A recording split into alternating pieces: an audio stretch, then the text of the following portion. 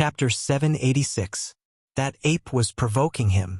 Maybe the lasers from the sky had disturbed its sweet dreams, or maybe it was some other inexplicable reason.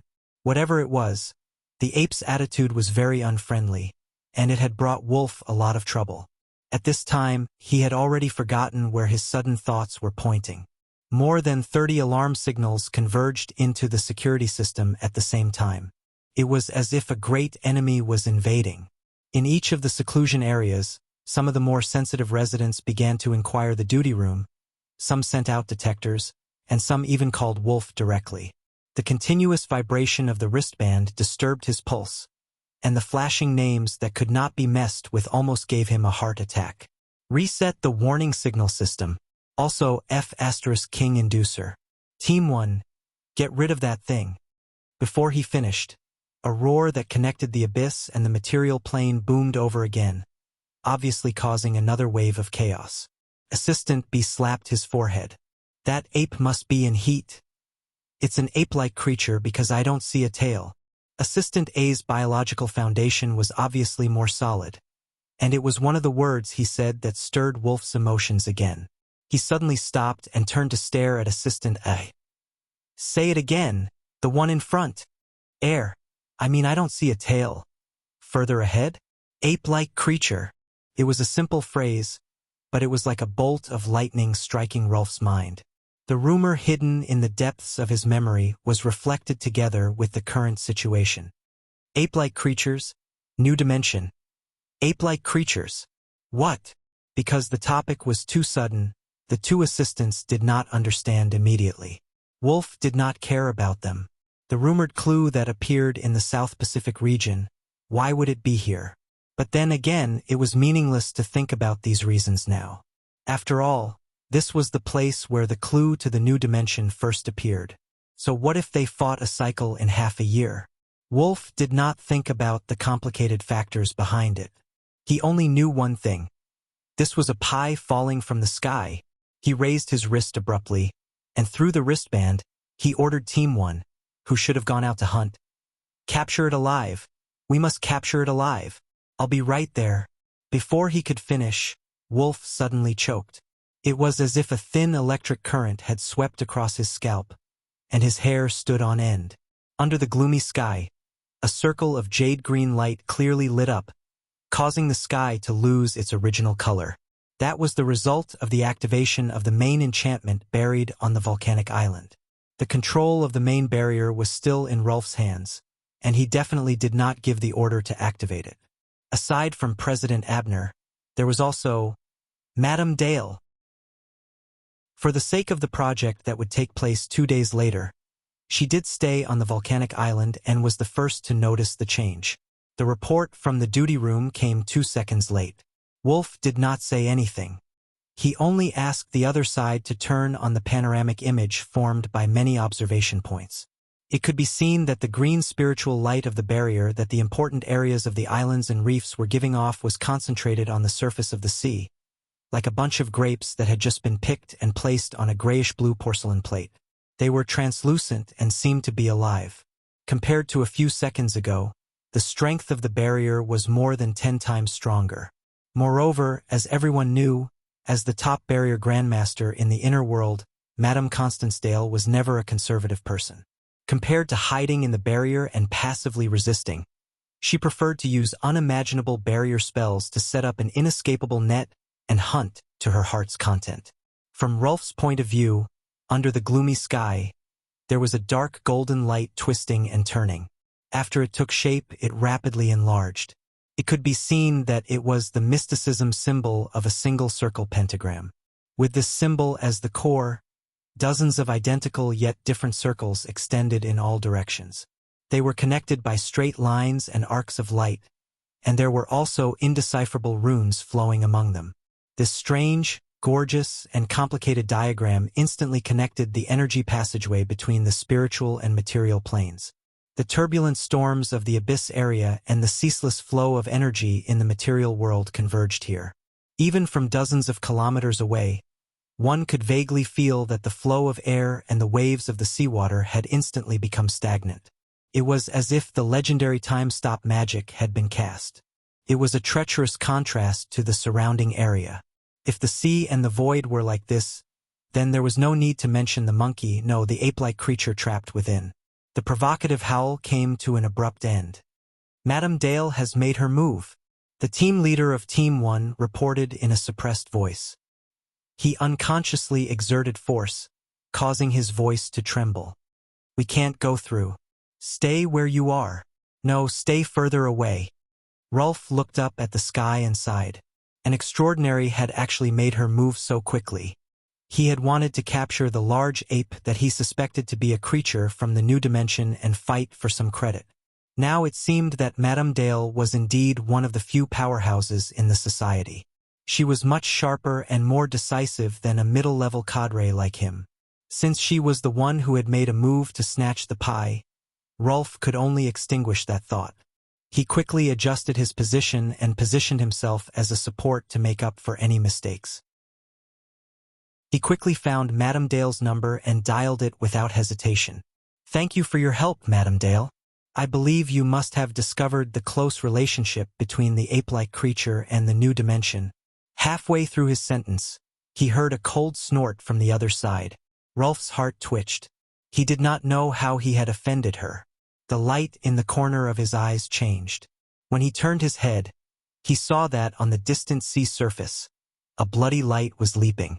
With a dazzling trajectory, it forcefully broke through the restraints of the time-stop zone and escaped into the distant sky. In the process, every inch of the trajectory of the light represented evaporation and melting damage. The amount of bloody light that flew into the clouds was reduced by at least half compared to when it was at its peak. But the reality was that the large ape, which had been defined as a weapon in hand, still forcefully passed through the temporary barrier cage in the outer sea of the volcanic island and disappeared from everyone's line of sight. Tisk, how embarrassing. Madame Dale's self-deprecating expression combined with her usual gloomy temperament made Rolf want to slap himself in the face. He did not know what to say after that. But Madame Dale herself did not end the call. Instead, she analyzed the conversation in a chatting manner. That large ape interferes in both the spiritual and material planes. The structure of its body and soul is fully mixed. It should have achieved 100% energy transformation, so its speed is beyond common sense. Ordinary barriers can't trap it. This kind of aberration creature is very rare. The corner of Rolf's mouth twitched. He unconsciously straightened his body. It is very rare. It suddenly appeared in the sea. Maybe it's because of the stimulation of the high-energy laser. Rolf quickly gave a brief introduction of the previous situation for reference. And just as he was speaking, from the direction of Chan City, another ray of light soared into the sky and rushed over here. It was unknown which extraordinary with the ability to fly had come to join in the fun.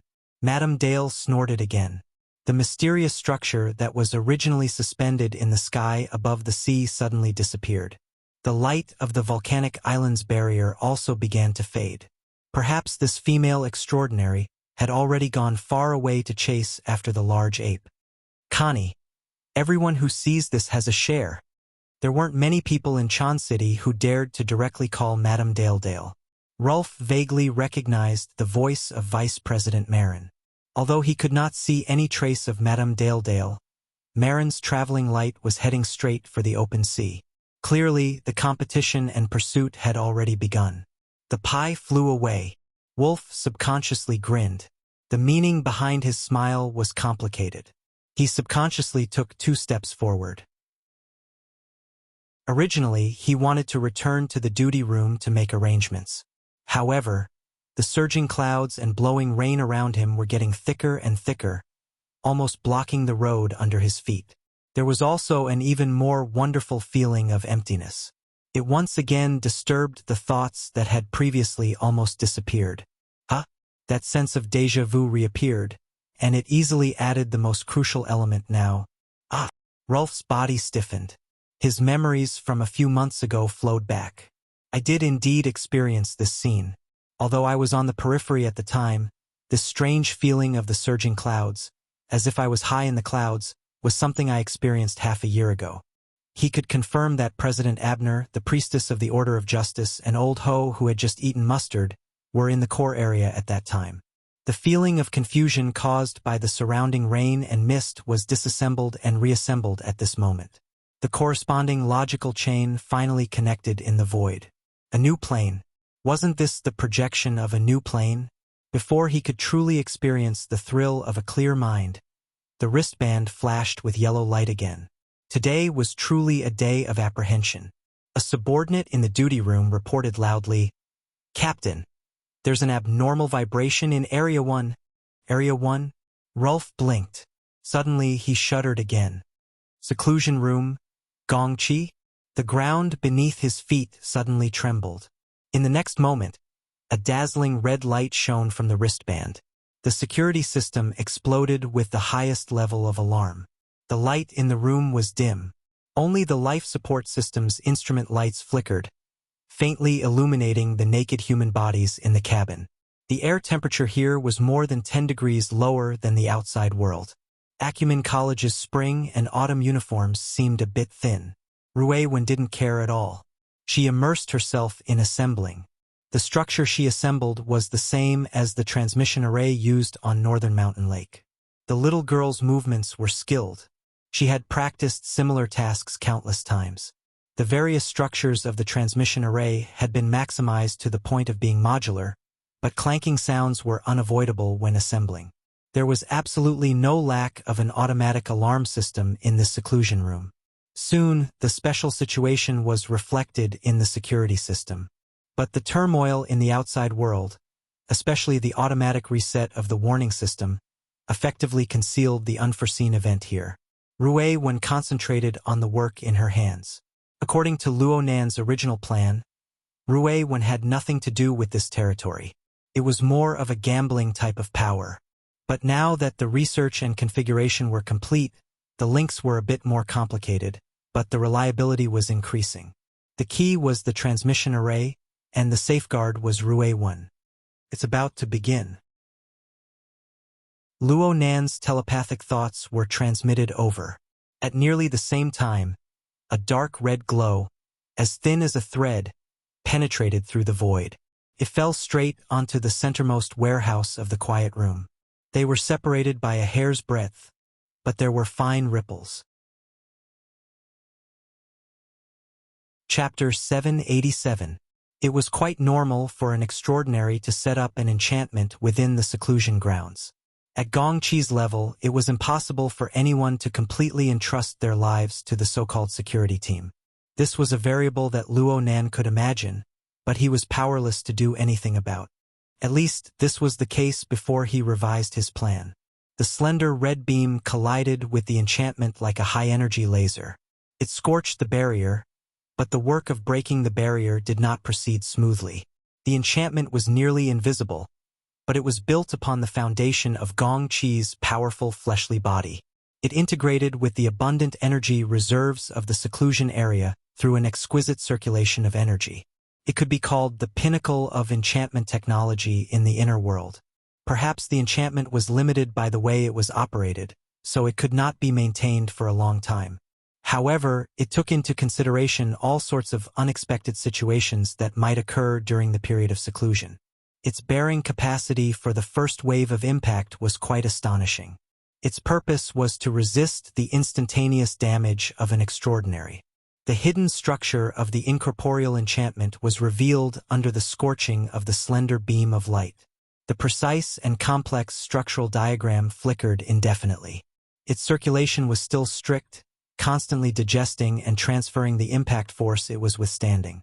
The impact from the polar domain did not reach its upper limit, but the follow-up energy still had to bear an even more important task. If the energy was excessively consumed here, it would be very difficult to achieve the desired goal of Gongqi's tough and sturdy fleshly body. What was even worse was that the life support system had triggered the highest level of alarm the moment it received the impact. It had also activated the forced awakening mechanism. Of course, Gongqi's soul was currently in an out-of-body state and he was imprisoned in the cloud world. He could not wake up. However, the floor beneath the cockpit had already split open. The mechanical installation drove the cockpit to rapidly sink. In the blink of an eye, the middle and lower parts of the cockpit had already sunk beneath the floor. The split opening wasted no time at all and began to close up. The life support system only needed a second and a half to sink into a permanent fortification capable of withstanding the attack of an Earth-penetrating missile. Whoosh! Rue 1, who had been assembling the transmission array ahead, let out a sigh of relief. She stopped what she was doing and breathed out. She switched to working mode and swung her arm.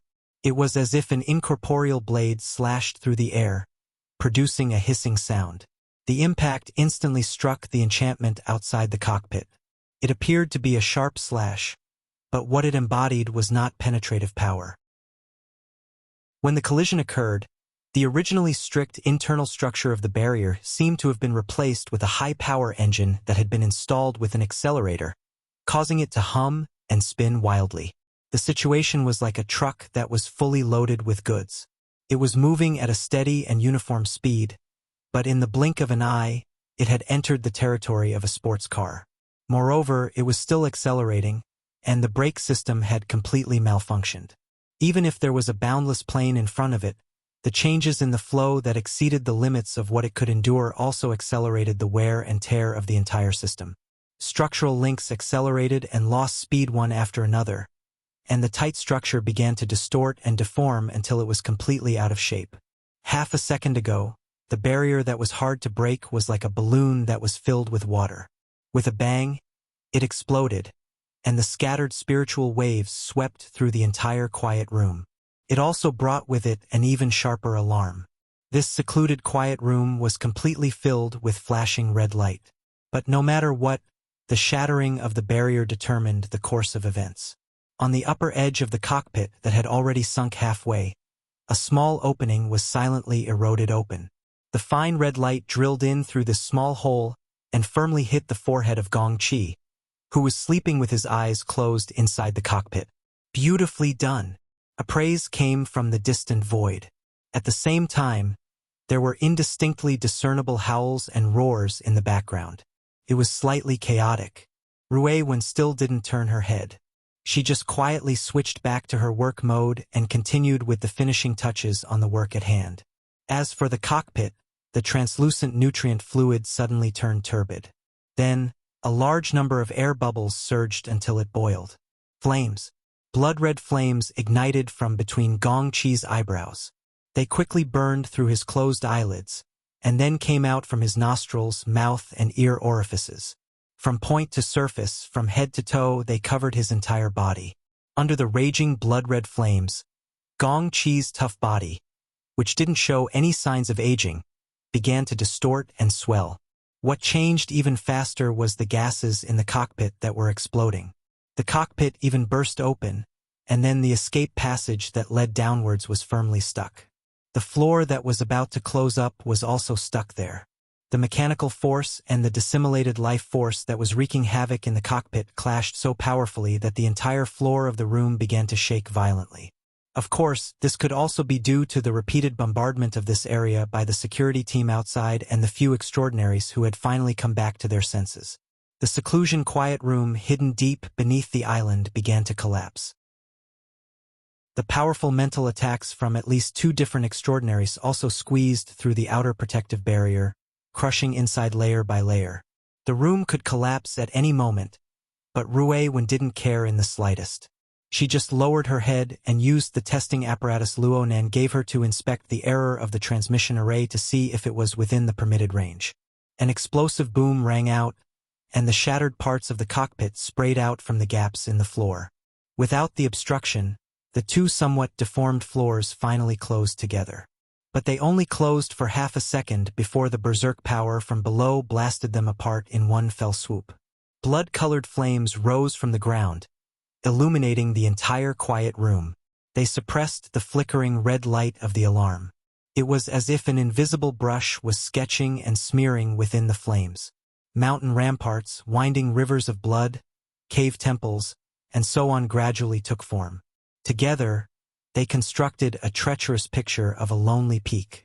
After this picture of a lonely peak, the outline of a human body gradually became clear. It seemed to have condensed into some sort of liquid substance. It warped endlessly, gradually taking shape. The island structure that the quiet room was built on began to collapse at an accelerated rate.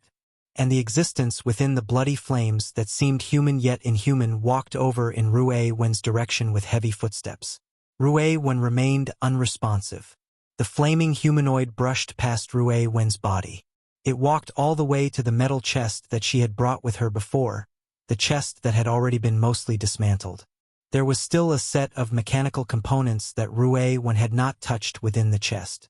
As the flaming humanoid drew closer, the drifting tail of flames swept across the metal chest outside. High heat was transmitted over, and what burst out from the chest was a deep blue electric flame. The glow of the barrier of the volcanic island had just dimmed, but it shone once more. This time, the deep blue color of the barrier had turned quite a bit deeper. It was suffused with a purplish-red luster. Warped runes revolved within each large grape, and they passed through the internal pipes to transmit a majestic power to the location of Area 1. The barrier of that area clearly could not withstand this power. Just as it was about to collapse, it was forcefully controlled by Madame Delay. The structure of the barrier suddenly changed from defending against external forces to suppressing and sealing inward. This was Madame Delay's habitual method, but the other spiritual type extraordinary who stood across from her was Canon Monroe, who was famous for his long-range firepower. He was clearly not pleasing to the eye. "You've covered this place so tightly that I can't even use my hands and feet. Hiss, there's a conflict between our soul forces again. You're disturbing me." Ever since the rise of the cage theory, a certain genius youth's theory of assault had also become widespread. An old hand like Monroe loved this sort of joke the most. From time to time, he would play around with it. Using it on a strong person of the opposite sex at the same level gave him an exceptional sense of accomplishment. Madame Delay always wore a thick robe that covered her body and a hood that covered her head. She looked like a mysterious witch from the Middle Ages. She couldn't be bothered to bicker with the old bastard Monroe, nor would she change her most habitual way of doing things. She turned a deaf ear to Monroe's protests. Moreover, they had already wasted too much time. Above the two spiritual type extraordinary, Vice President Marin's brows were tightly furrowed. He was rather anxious in his heart. Abner was away, and as the first vice president, he was the one in charge. If something were to happen, it would be a great loss of face. This was a bad omen. Marin was a pure physical extraordinary. Mental senses weren't his forte, but his spiritual senses were sharp and his intuition was astonishing. He instinctively felt that the situation in Area 1 and Gongchi's situation were very bad. However, that old fellow had always been untrustworthy. He had set up too many defensive measures in his seclusion room, and now they had all become fatal obstacles. But these defensive measures were all intact, so where did the danger inside come from? "I'll go in." Impatience finally wore away the last bit of Marin's patience. It also burned away the arrogance of his status. His figure sank down. He wanted to use the most direct and skilled method to directly penetrate the barrier and figure out the problem inside.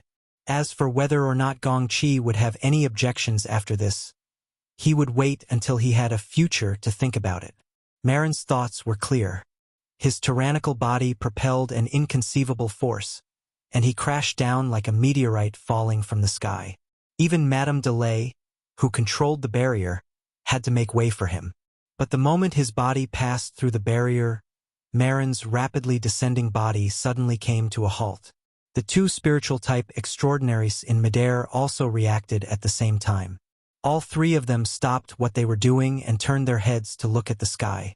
In the gaps between the gloomy and heavy clouds above the volcanic island, dark blue waves of light suddenly flashed and leaped.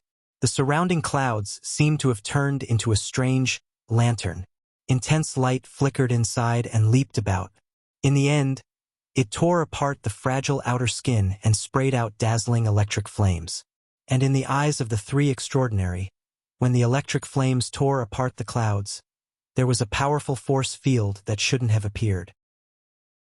It tore apart the barrier between the abyss area and the material world at the same time, allowing the spiritual and material planes to fully interfere. Moreover, it set up an invisible guideway that locked onto the target of the berserk energy. Rumble! The sound of thunder came from the horizon, and the rapidly expanding air stirred restlessly in the void. But what spread at a speed thousands of times faster than this powerful vibration were the 3 electric spears that shot down from the clouds. Chapter 788. At this moment, the situation on the physical plane on Volcano Island was soul-stirring. However, on the corresponding abyssal zone, the possibility of most spectators being spectators was immediately eliminated. At present, the abyssal zone had completely turned into a destructive windstorm.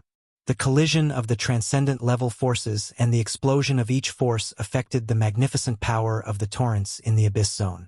Impact and recoil, control and loss of control. Under the high-speed confrontation on the mental plane, under the pressure of a powerful opponent, even extraordinaires could not take care of every detail. As a result, the level of chaos continued to increase. The accumulated violent power swept from top to bottom, sweeping through every level that people could reach with their thoughts. Even a veteran B-rank powerhouse like Rolf could not recover from the impact of the lightning spear. He was so shocked by the surrounding void that it was as fragile as thin paper that he found it hard to breathe. He was afraid that a moment of carelessness would cause the barrier to break and the abyssal zone's torrent to flood out, wiping out the entire security team. Rolf was already like this. As a participant in the battle, the pressure was even more astonishing. The high-level attack and defense of the abyssal zone needed to draw out a relatively clear vein in the deep chaos that continued to increase. With great control, the direction of the battle would not be greatly deviated. The problem was that Madame Delay and the others had made a mistake in their judgment from the beginning. The lightning spear that had been thrown down seemed to be an explosive attack. It was indeed so at the beginning, but only when it was truly received did it reveal the exquisite structure and operation mode hidden deep within the abyssal zone. That was the continuous lashing of the long whip and the iron chain. The enormous power from the abyss, under the effect of the extremely efficient mode, came and went one after another. The bright light and the dark thunder were almost endless, not giving them any chance to catch their breath. The best way, and also the only way to deal with it, was to endure this round of impact and then plan again. Of course, the 3 extraordinaires were not really suppressed to the point that they could not breathe. Malin, who was not good at psychic sensing, could still give orders. Electromagnetic ability. What's the situation below? The 2 spiritual-type extraordinaires had already sent their thoughts into the seclusion area. They intertwined and swept through the area, and they also found something. Madame Delay said, "The palace life support cabin is broken, and the remains are missing." Monroe followed closely. "That guy is equipped with an exoskeleton armor and is hiding his head and tail. Furthermore, he managed to conceal his aura. It seems like he was setting fire earlier." The form of the burning seems to be somewhat familiar. According to the cage theory, the current situation was more or less a situation where the 2 parties were attacking each other at the same time. Everyone could take part of the initiative, but no one could seize more opportunities to win. Of course, Marlin and the other 2 were on the same side, but to effectively work together in the abyssal zone storm that had erupted in an instant, they still needed to constantly adjust. The problem was that the other party was also constantly changing. It wasn't the kind of inevitable trend towards chaos, but rather a subtle reverse effect. Strange. Menluo couldn't help but add. In the process of colliding and bombarding each other, the chaos in the abyss area would increase exponentially every second. Hundreds and thousands of variables would appear every second. They were huge in number and lacked connection, thus bringing about greater interference. Of course, the combatants had to do their best to eliminate the interference.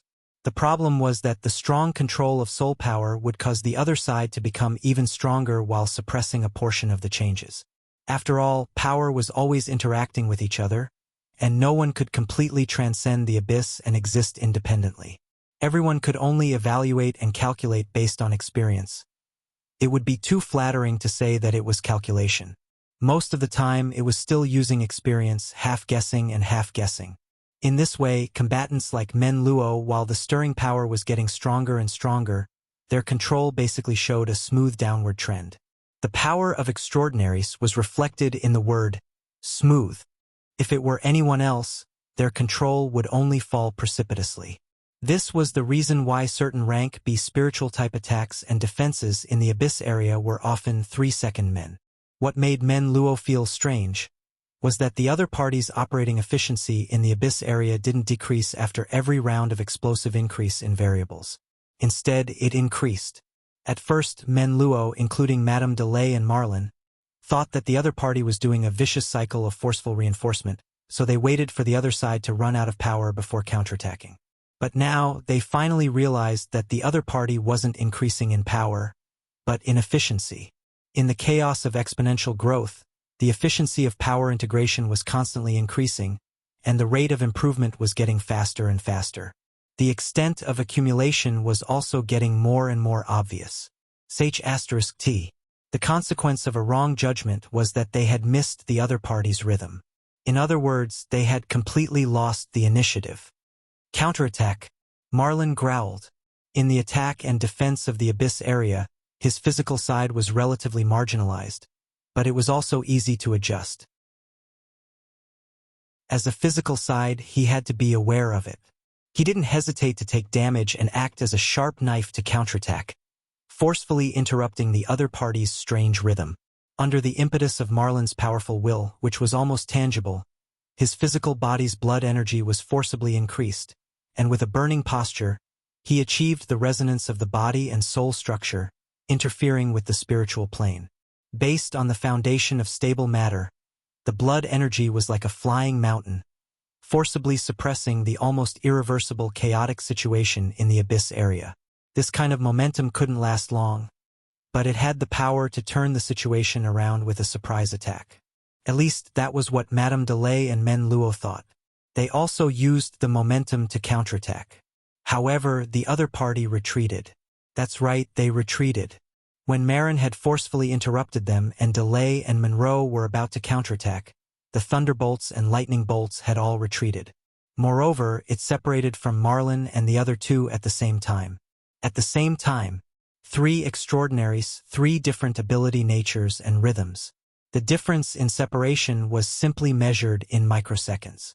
It was precisely because of this precise uniformity that they didn't have the chance to stick together again.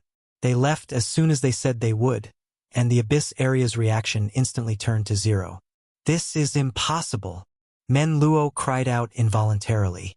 He had always been known as a long-range firepower on the spiritual plane. He was powerful, but he was lacking in exquisiteness. The instantaneous difference he felt was also the most obvious.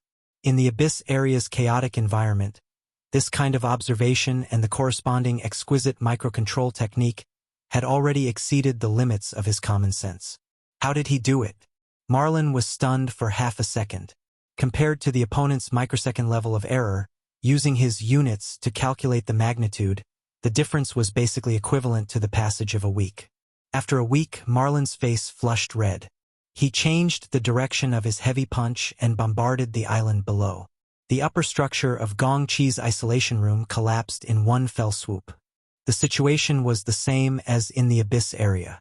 There was no longer any resistance here, and there was no trace of the so-called Deep Blue Walker either. There was only the collapsed structure's wreckage mixed in with the mud powder and stones. Marlin stepped into the ruins. There were traces of the structure of space-time trembling here. There was also the smell of high-temperature baking mixed in with the smell of ionization in the air. The traces left behind were not few, but abundant enough to make one's brain explode. Vice President, the volcanic island's new plane, the mist illusion, has disappeared. It seems like it happened before the lightning strike. Wolf, who was at the periphery, finally had the opportunity to come over and report. Marlin's face twitched. If anyone dared to say that the so-called new plane was a natural phenomenon that wasn't man-made, he would spit on that fellow's face right now. Chapter 789. Who in the world are you? A berserk thought swept out. Within the misty labyrinth, the sand painting that was temporarily pieced together by millions and millions of domain fragments soundlessly shattered. The previous scene stopped in the bloody light of raging flames. The human body warped and expanded until the moment it completely deformed and melted. The things that followed didn't have much meaning for Gongqi. He just knew that his fleshly body had reached the level depicted in the scene. It was already an irreversible destruction. Gongqi was still unwilling to believe the truth presented in the scene. He found it even harder to believe that his terrible situation was single-handedly created by an underage youth like Luonan. In a short amount of time, his thoughts cleaved apart the surrounding rolling and whistling dust storm countless times. He wanted to obtain a clear answer to support the absurd and terrifying logic of the scene. But there was no response from start to finish. He knew that such a state of mind was terrible. He tried to control it, but the changes in the situation from another space and time, as well as the deeper feedback from the abyss region and the solidified configuration, made his calm and steady mind, which he had always been proud of, tremble and crack at the deepest level. He found it hard to restrain himself. Anyone who saw their own fleshly body liquefy and evaporate in the flames, turning into nourishing fertilizer for the other species, while their soul body in another space and time suddenly became a lonely ghost, would probably have this kind of feeling. At the same time, Gongqi also had to bear the impact of the solidified configuration in the abyss region of Earth. This was equivalent to the rupture of his cultivation foundation. His soul body flickered indeterminately. His aura repeatedly fluctuated. This was much more accurate than the opponent's flashy sand painting. Gongqi wasn't an ordinary person by now. Snake Tongue had never seen Gongqi like this before. Of course, what happened on Chan City's holy land of cultivation, Volcanic Island, far exceeded her imagination. Right now, Gongqi still had the curtain of his extraordinary domain. He still possessed the strength of an extraordinary.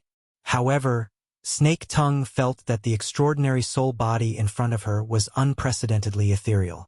It was like a vicious and ugly demon. It was unknown when it would melt under the sunlight. Snake Tongue's shock and fear towards Luonan, who had created all of this, was even greater than Gongqi's. She was also affected by the previous events. She was wrapped in absurd delight. These complex emotions pieced together Luonan's image in her mind once more. But even she knew that there were far too many subjective things stuffed into it. Layers upon layers of distortion and rendering. He was like an evil demon god, invading her already limited thinking bandwidth. Maybe this is another nightmare? Of course, it was leaked by Gongqi. Perhaps Gongqi sensed Snake Tongue's attention, but he suddenly turned his head. His actions were completely human, and they were displayed by his spirit body. It was even more ironic at this time. Gongqi himself sensed it as well, and his gaze changed to become unprecedentedly savage and terrifying. He no longer needed to conceal anything. He directly extended his hand and grabbed Snake Tongue, who was wrapped in the veil of silence. She didn't have the slightest ability to resist. However, Snake Tongue suddenly had a marvelous feeling when she faced Gongqi like this. Her thoughts circulated, but they didn't take form. Instead, they were nimble like she hadn't been in a long time. Even though she was mocking herself, she said, "I almost forgot. I'm about to die. Dying from anger is perhaps the most worthless way to die." Gongqi's spirit body abruptly underwent another wave of bright and dark changes, reflecting his seriously unstable emotions. Amidst the radiating psychic waves, Snake Tongue thought that her time was up, but in reality, the powerful pressure transmitted by the veil of silence retreated. "You're right, we can't waste it."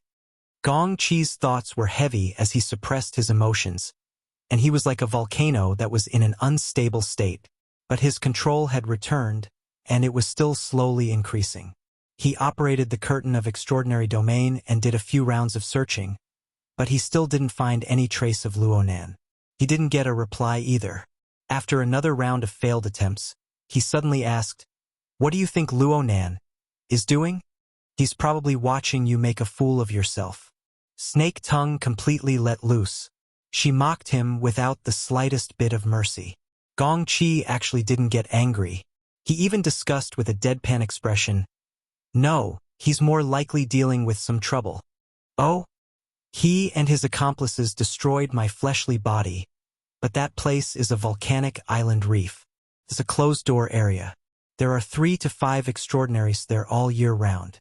No matter how outstanding their previous infiltration was, it was impossible for them to escape unscathed after triggering the security system. It's precisely because a large amount of energy was involved there that he missed an opportunity to deal a fatal blow. Gong Qi's thoughts couldn't be said to be wrong, but what logic was behind the neat and tidy logic of his thoughts? For a time, Snake Tongue couldn't find the right words to describe this feeling. She just felt awkward and weird. He missed an opportunity. That's my opportunity. Gong Qi was still analyzing. His thoughts leaped back and forth. I've already leaped into the extraordinary realm. My soul body is indestructible. So what if my foundation is damaged? There are many ways to make up for it in this world. He still can't do anything to me. He doesn't possess the ability to kill me, and he's missed opportunities again and again. When I first fell into the domain fragment trap, when my fleshly body was destroyed. That's right. If I miss an opportunity, I'll be punished. My opportunity has come. Snake Tongue asked, "What opportunity?" Gong Qi let out a low chuckle. He didn't answer. The extraordinary domain curtain that rose up around his body clearly contracted and rolled back. Then, he escaped. Snake Tongue was truly stunned. She was under Gong Qi's control. She was unable to probe the changes in the external environment. She only knew that Gong Qi's speed was very fast. It didn't matter if his laws were chaotic within the sandstorm of the domain fragment. He just needed to use his own laws to temporarily replace and integrate them. The superiority of extraordinaries was displayed to the point of brilliance. The problem was that no matter how brilliant Gong Qi's flying techniques were, he was unable to change the nature of his actions. He ran away. He took advantage of Luo Nan's lack of attention to escape. He even ran away immensely proud of himself. Fine, he looked a bit excited. This kind of emotional bottom line was continuously exposed from his constant mental communication. Luo Nan destroyed my fleshly body. He ruined my foundation. He even transmitted the events that occurred in Earth spacetime to me in real time. I know what he wants to do. He wants to crush my will, to destroy my spirit, to make me collapse without a fight. But his thinking is too simple. His live streaming was a major failure. He made this damned place establish a new connection with Earth spacetime. The first reason was that you were tricked by him into becoming one with your body. The second reason was the backlash caused by the collapse of my foundation in the Abyss region. Adding in the live streaming, there are so many formulas. Why would I be afraid of not being able to solve the equations? Hearing Gong Qi's confident tone, Snake Tongue was skeptical. You solved it? I want to collect even more formulas. Gong Qi answered as if it was a matter of course. Luo Nan's biggest mistake was to treat this place as a trap. But this place isn't a warped cloud. Instead, it's a foundation and hub. Most importantly, it isn't monotonous at all. It's changing. As long as it's changing, there are rules that can be dug out. No matter how Snake Tongue viewed him, Gong Qi believed that he had already recovered from the blow of having his body destroyed. Moreover, he had entered an extraordinary state under the pressure and stimulation. His powers of observation were sharper. His train of thought was clearer. He discovered many hidden details and veins within the dust, mist, and sandstorm. Countless domain fragments were piled together within this misty labyrinth. At first glance, everything looked the same from every direction, but the details were different. There were large and small fragments. There were clear differences in the types and characteristics of their structures, as well as in the way they were distributed.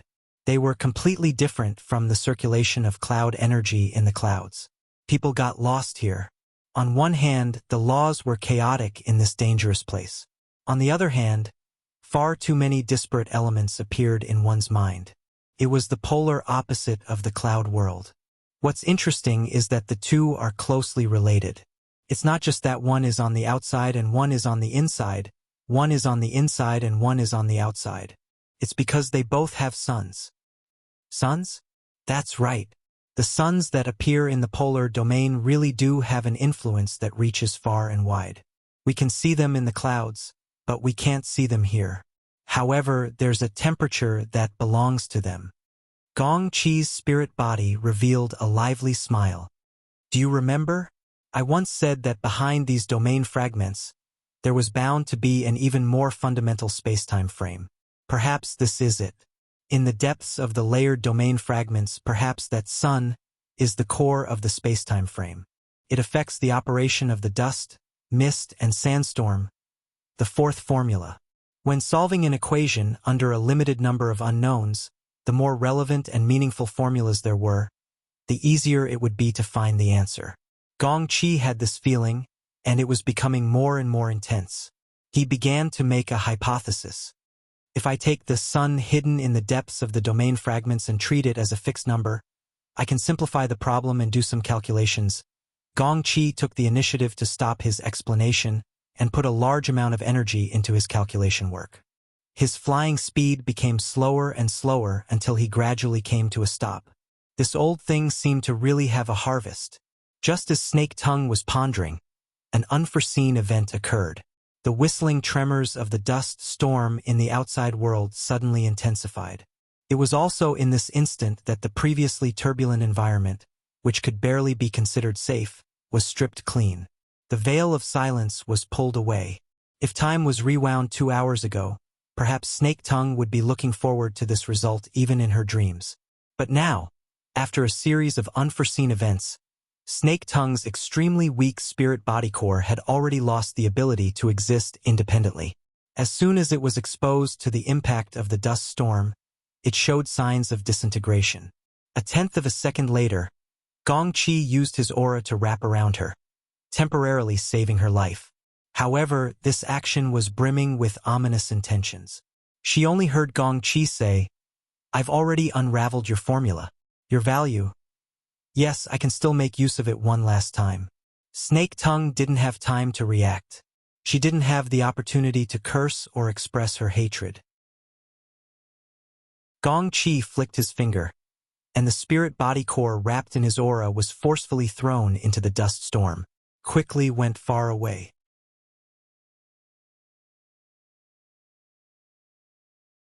Chapter 790. Her final value was embodied here? Snake Tongue felt that it was absurd, but she also felt calm, as if she had finally reached her destination. Things had developed to this point, far exceeding the upper limit of her usefulness. Her repeated struggles had only resulted in this. Just like that, she was wrapped in a sandstorm of dust. It was as if she was in the turbulent flow of fate. She drifted with the waves until she reached the top. But in reality, her fate had been controlled by someone else from beginning to end. The temporary protective cover set up by Gong Qi determined the length of the final part of her life. The protective cover was firm. Even under the assault of the chaotic domain fragments of the laws, it was only slowly worn away. It was to buy as much time as possible for Gong Qi to escape. At the same time, it was sensitive. It was closely linked to Snake Tongue's soul structure. When the protective cover shattered, Snake Tongue would inevitably be destroyed along with it. Gong Qi was certain that there was an unknown connection between Snake Tongue and Luonan. Therefore, he used Snake Tongue to mislead Luonan's tracking direction. Of course, Luonan might not fall for it, but as long as he hesitated for a moment, a bit more time would be good. Snake Tongue saw through Gong Qi's scheme, but it didn't matter. She just waited quietly like this. The legendary memories and repentance before her death never appeared. She had long since weakened to the point where she couldn't even bear her memories. Her thoughts and emotions flowed without limit. Even Snake Tongue herself didn't know what her thoughts and state of mind would be in the next moment. She believed that her candle-like life was about to disappear without a trace in this state. But at this time, Luonan's face inexplicably appeared in the lake of her heart.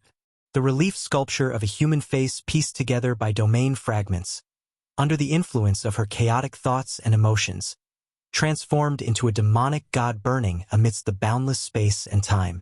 The demonic god possessed a malevolent and sinister body, a lustrous and dazzling color. But in the end, All the elements settled in the pair of deep eyes that had never changed from beginning to end. They slowly became clear. Snake Tongue didn't know why she would allow this face to completely occupy her mind in the final moments of her life. Perhaps she had even unwittingly given away this little bit of autonomy. Snake Tongue gave up on everything. She allowed time to wrap around her as she indifferently advanced. She followed the most fundamental laws of the universe, gradually changing from order to disorder. The protective barrier began to disintegrate. The structure of the spirit body was also implicated, collapsing from the very foundation. Perhaps if time flowed a bit more, then the medium known as Snake Tongue would completely disintegrate from the material world and perish. But under these circumstances, Luo Nan, the demonic god that coiled and converged at the bottom of her heart, still existed. He existed steadily, not shifting from any change. Is it not a creation of my mind? Wouldn't it rot? It exists independently of me? Or could it be that at this moment, when I'm about to collapse and perish, there's still a corner of my consciousness that's supporting me? Luo Nan, no, that demonic god has been paying attention to me from beginning to end. Has he used a portion of his power on my side? If that was the case, do I still have a chance? There was still a chance of survival? Snake Tongue's already stagnant train of thought seemed to have come alive. It was like a candle that had already burned out, a spark in the ashes of a fire, struggling to not be extinguished. It was because of the endless desire for life that was hidden deep in the embers and had never been completely eliminated. At this moment, Snake Tongue suddenly understood. In the end, she was unwilling. She still wanted to live. She wanted to live. She wasn't willing to give up even the slightest possibility, the slightest trace of hope. She was already unable to rely on her own strength to continue living. Then she would plead and beg. Even if it was lowly and ugly, it was fine as long as she lived. Therefore, her will that was on the verge of collapse burned in this way. Save me, my lord, I beg you to save me. I'm willing to give up everything. Everything. I'm willing to endure everything. Everything. I just ask to be entrusted in your shadow. I want to have a place to kneel and worship under your feet. I only have this humble request. I worship you as the ruler of life. I will listen to your judgment. Save me. Save me. The protective barrier silently collapsed, and the chaotic power of the sandstorm seeped in. The structure of her spirit body was like a sandcastle under the tide. It changed beyond recognition in an instant. Snake Tongue didn't have the strength to resist. Her consciousness suddenly dimmed. But in this instant of annihilation, the last clear thought that remained was, "Save me." This thought flickered, trembled, rose and fell, could be extinguished at any moment. But in the end, it still survived. Moreover, it really did connect with fuel. It recovered its brightness little by little. Snake Tongue woke up. Her soul fire supported her consciousness. Little by little, she recovered the fragments of her memories and pieced them together to form a vein of thought. Then, she discovered that she was currently attached to a thin thread that was hard to distinguish between real and fake.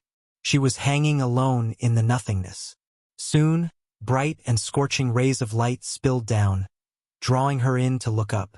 Above her was a dense, interweaving, three-dimensional, and complex network. It was like a spider web, but it was hundreds of times more complicated. And at the core of the spider web was a blazing sun. It was so dazzling that it was hard to look directly at it. Even the red light that was spitting out from the edges covered the entire spider web structure. At this moment, the thin thread that was attached to Snake Tongue was hanging down from the spider web structure. It was directly connected to the spider web and pulled her closer and closer to the spider web. During this process, the sound of crashing could be heard without end. Some were extremely far away, coming from the upper core of the spider web structure. Some were extremely close, belonging to the thin thread that pulled her in. This thin thread was an exquisite and tough chain. It directly penetrated her mind, firmly locking her down without leaving any leeway. As a curse master of orthodox origins in the shrine, Snake Tongue quickly understood. Her mind was submerged in an extremely symbolic space of consciousness. She clearly understood where she belonged, and she experienced the fundamental restraints and corresponding status she received from the demon god Luonan's system. In other words, she was still here. She was still alive. Snake Tongue laughed loudly. She didn't care about the chains binding her mind. She didn't care about the spider web and the sun that grew closer and closer. She didn't care about the unpredictable fate that awaited her. She just indulged herself, laughing happily in this space of consciousness. Her surging emotions were burning. But right now, she had the qualifications. She had the capital. She could wantonly waste and vent her emotions unless the demon god that controlled her life ordered her to stop. Luonan didn't stop her, and Snake Tongue was finally done laughing. She got closer and closer to the sun web. The closer she got, the more complex and precise the structure of the spider web she could see. The number of connected nodes increased. She had felt lonely before because she was in the outermost region. She was far from the center. In fact, there was another chain hanging down from the spider web in this outermost region aside from the thread she was at. It just so happened to intersect with her thread and cast into the depths of the void. It was unknown where or who it was connected to.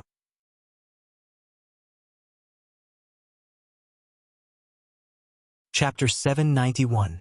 Gong Chi moved at high speed amidst the dust and sandstorm. He didn't stop to rest for over 10 hours. He needed to use his extraordinary domain to integrate the chaotic and collapsing fragments of his domain. He needed to open up a path in the void where there was no path. He also needed to endure the destruction of his fleshly body and the damage to his foundation, which brought chaos and disturbance to his extraordinary domain. This undoubtedly increased his consumption, whether it was in terms of energy or mental strength. But Gong Chi gradually calmed down as time passed. Luonan had yet to catch up to him. Gong Chi had most likely thrown him off. Perhaps it was temporary, but he used this time to stabilize the negative effects of his fleshly body to the greatest degree. His combat strength had rebounded compared to the fiercest initial assault. He should be able to reach 60 to 70% of his peak. 60 to 70% of extraordinaries were still extraordinaries. Gong Chi was confident that he could deal with the vast majority of unforeseen events. Moreover, the Guardian on Volcano Island is enough to give Luonan and the power behind him a hard time. That old fox Abner should be able to mend the pen after the sheep is lost as long as he puts in a bit of effort. Gong Chi thought about many things in the span of over 10 hours. The changes in the situation on Earth were only a very small part of it. He spent most of his time and energy exploring and verifying the misty labyrinth environment. Moreover, he had more and more ideas. My initial judgment was correct, and there are no problems with the direction of my calculations. This shattered space has a close interference relationship with Earth's spacetime.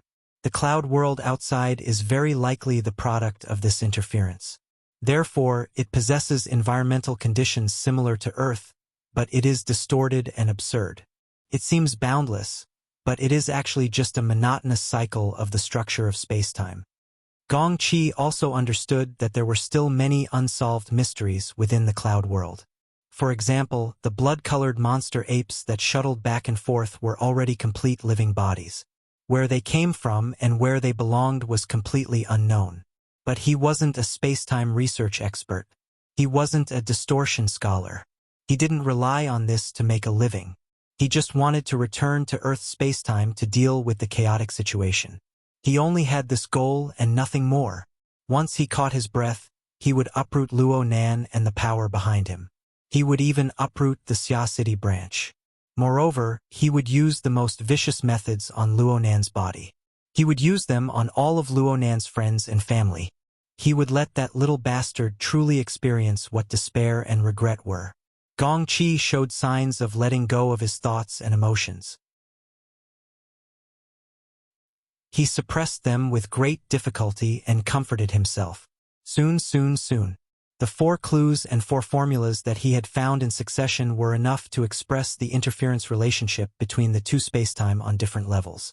It was from these 4 formulas that he deduced that he discovered more clues and made a series of basic judgments. The structure of the interference between the two spaces was rather complicated. There could be 2 or 3 core interference zones, and they could change at any time. In other words, the two spaces were in a state of activity relative to each other. Sometimes they were more closely connected, and sometimes they were separated. The easiest way to return to Earth was, of course, to find the core interference zone and destroy the relatively fragile barrier there. But it was not absolute. As long as he could control the basic structure of the interference, it was fine to be a little more on the periphery. It wasn't easy to identify 2 or 3 core interference zones.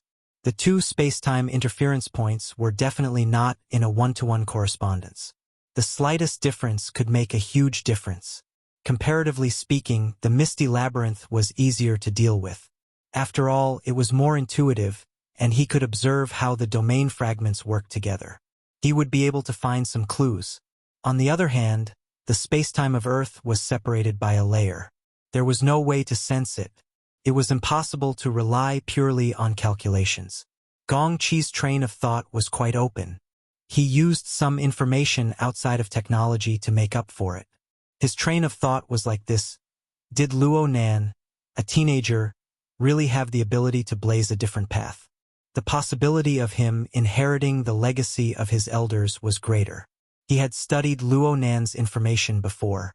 Although it was relatively superficial, he still knew about Luo Nan's grandfather and father's research back in the wilderness. The information displayed the direction of their research and the main areas of activity. There was no need to talk about Xia City. There were also a few plateaus in the border region of the Eurasian Plate and the Indian Ocean Plate. The area around Spring City was the longest.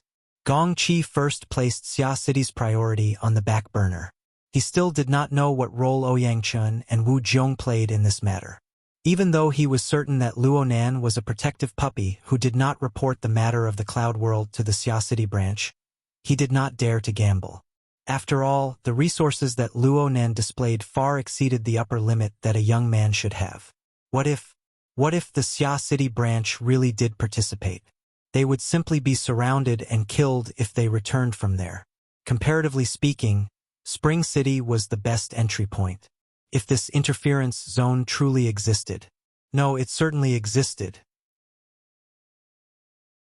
Gong Qi had already circled back and forth in a designated suspicious area for 4 or 5 hours. The more he circled, the more excited he became. He felt that he was already very close. This was not an illusory feeling. This was real evidence.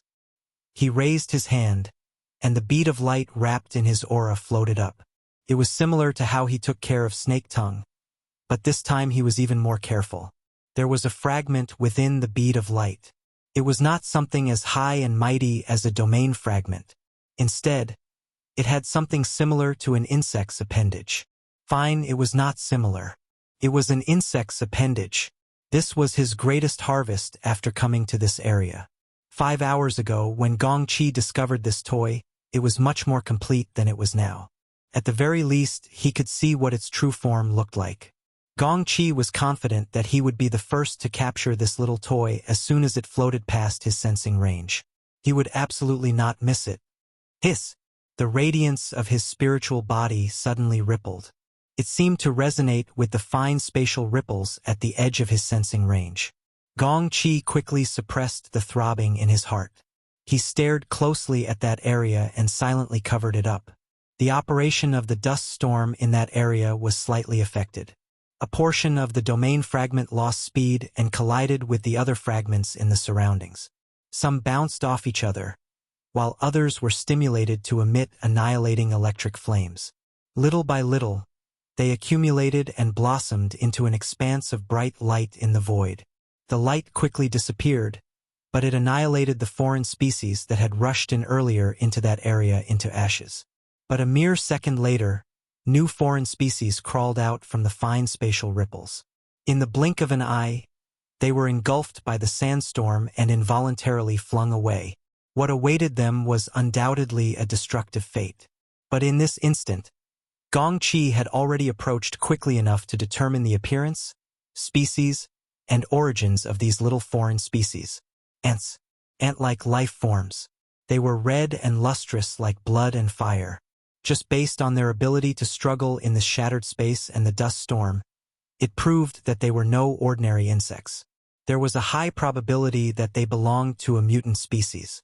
Mutant species ants. Blood. The most famous of them all was naturally the fire god ant. That's right, it was the Spring City area's specialty, the fire god ant.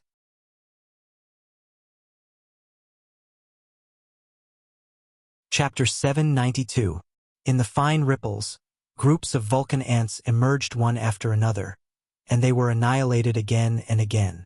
There were at least a few dozen groups of thousands of them, and only one or two lucky ones, like the evidence Gong Chi had captured before, escaped the interference zone of the domain fragments and the fine ripples of spacetime.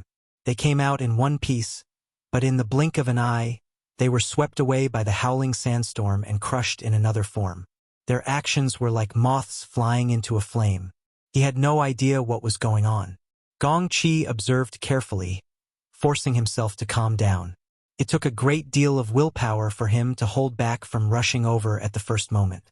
But his mind kept turning. If even ants can pass through the interference point, there's no reason I can't pass through it. All right, I need to calm down. Maybe it's just a tiny point. I need to widen it. What's on the other end of the interference point? He needed to investigate further. Actually, he could guess it. It was most likely a magma space. In recent years, research on Vulcan ants had been a very popular field. This kind of social aberrant population, aberrant nests that could be cultivated, and the mental level that could be raised through collective consciousness. There were too many things to ponder. Gong Chi searched his memory for relevant research papers, hoping to find more clues and verification from the habits of Vulcan ants. The problem was that no research had ever mentioned that Vulcan ants could actually penetrate the space-time barrier, reach a shattered space, and come in waves to die. For an aberrant population with strict social ethics, what was the meaning of such behavior? Most importantly, would it affect Gong Chi, who was in a hurry to return to Earth's spacetime? Just as he was pondering, the position of the spacetime interference point finally changed a little after thousands of Vulcan ants were annihilated. The source of the change was the remains of the Vulcan ants' shells. In terms of size, the Vulcan ant was considered rather large among the ant species. The different variants produced by each nest had an average length of 1.2 centimeters.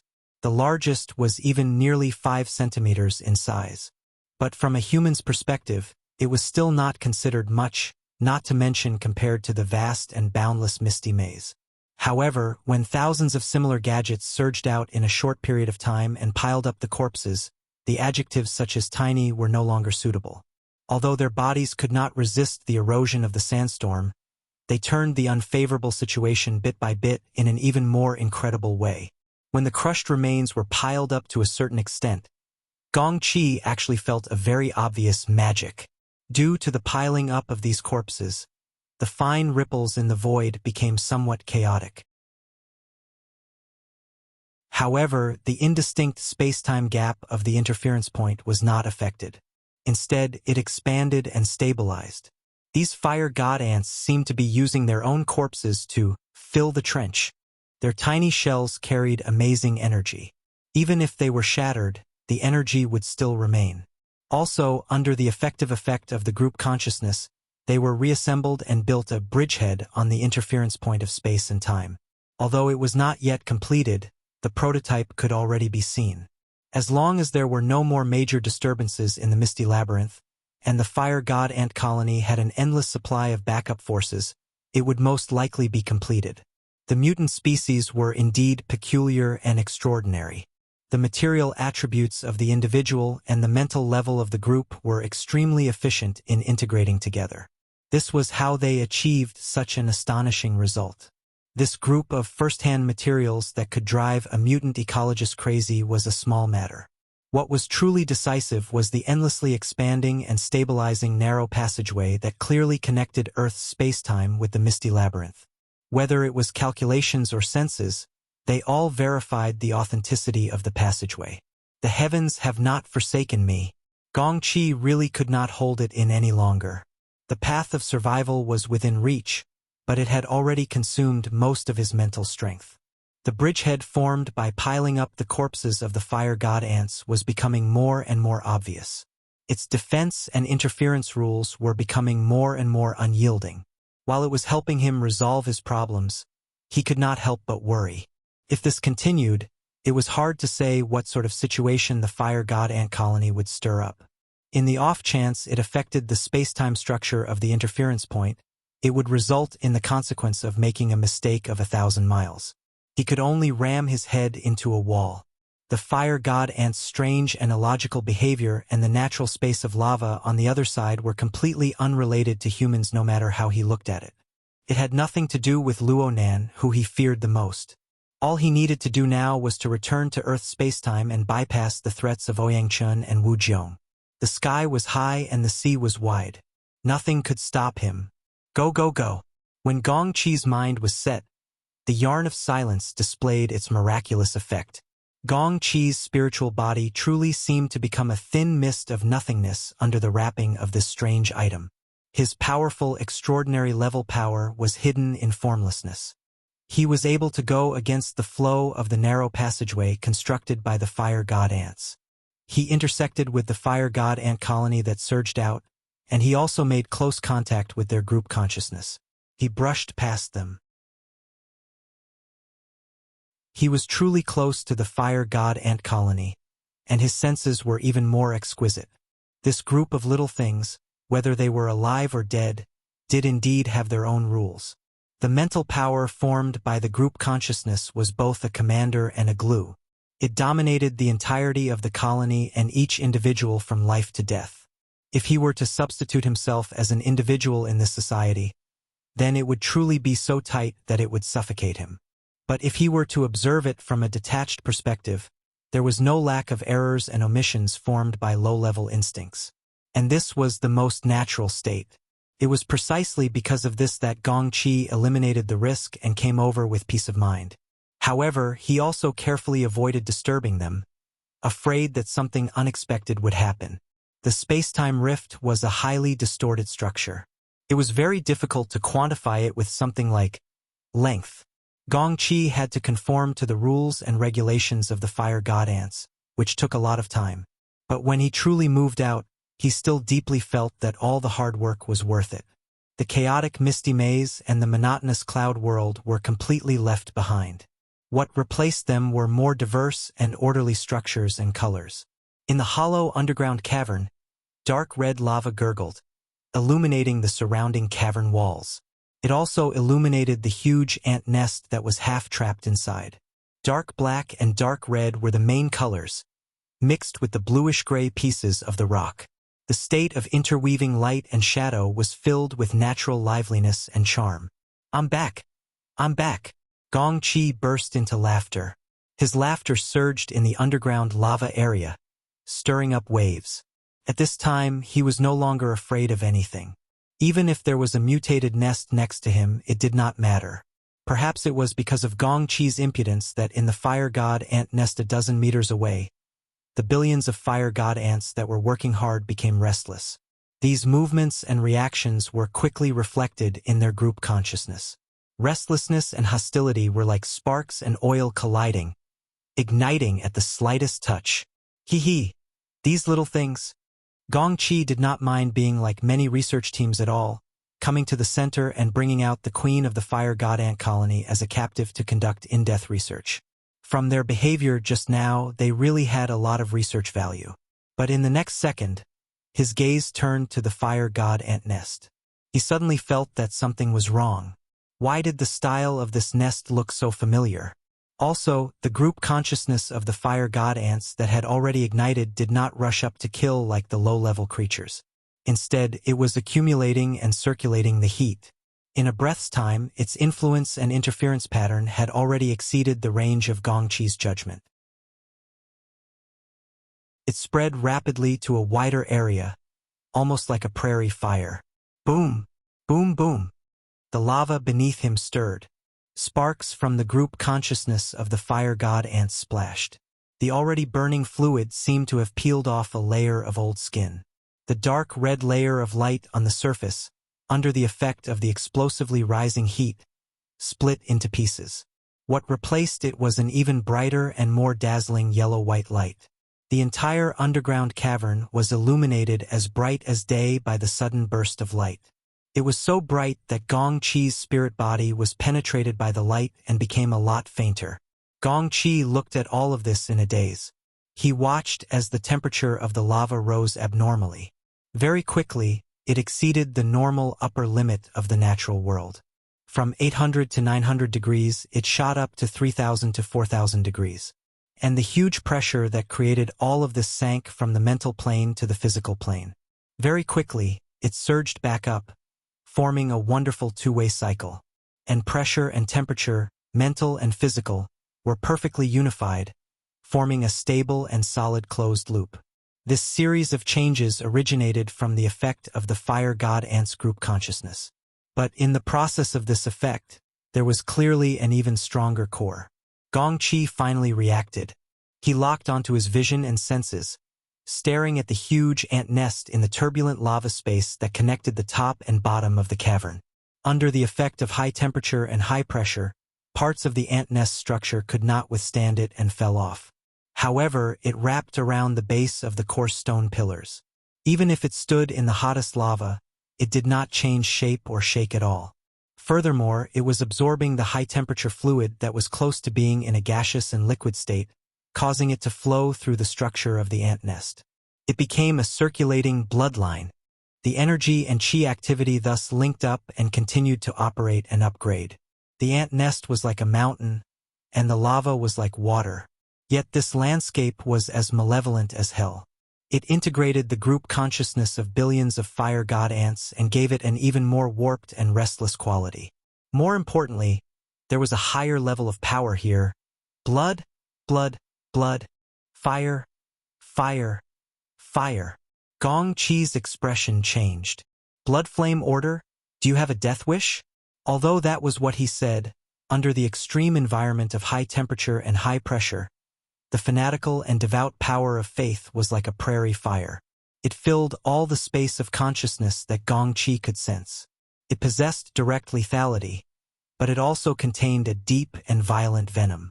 It burned, eroded, and entangled without care. Even Gong Chi had to fend it off in a fluster for a moment. At this moment, an ethereal voice of laughter came through the air.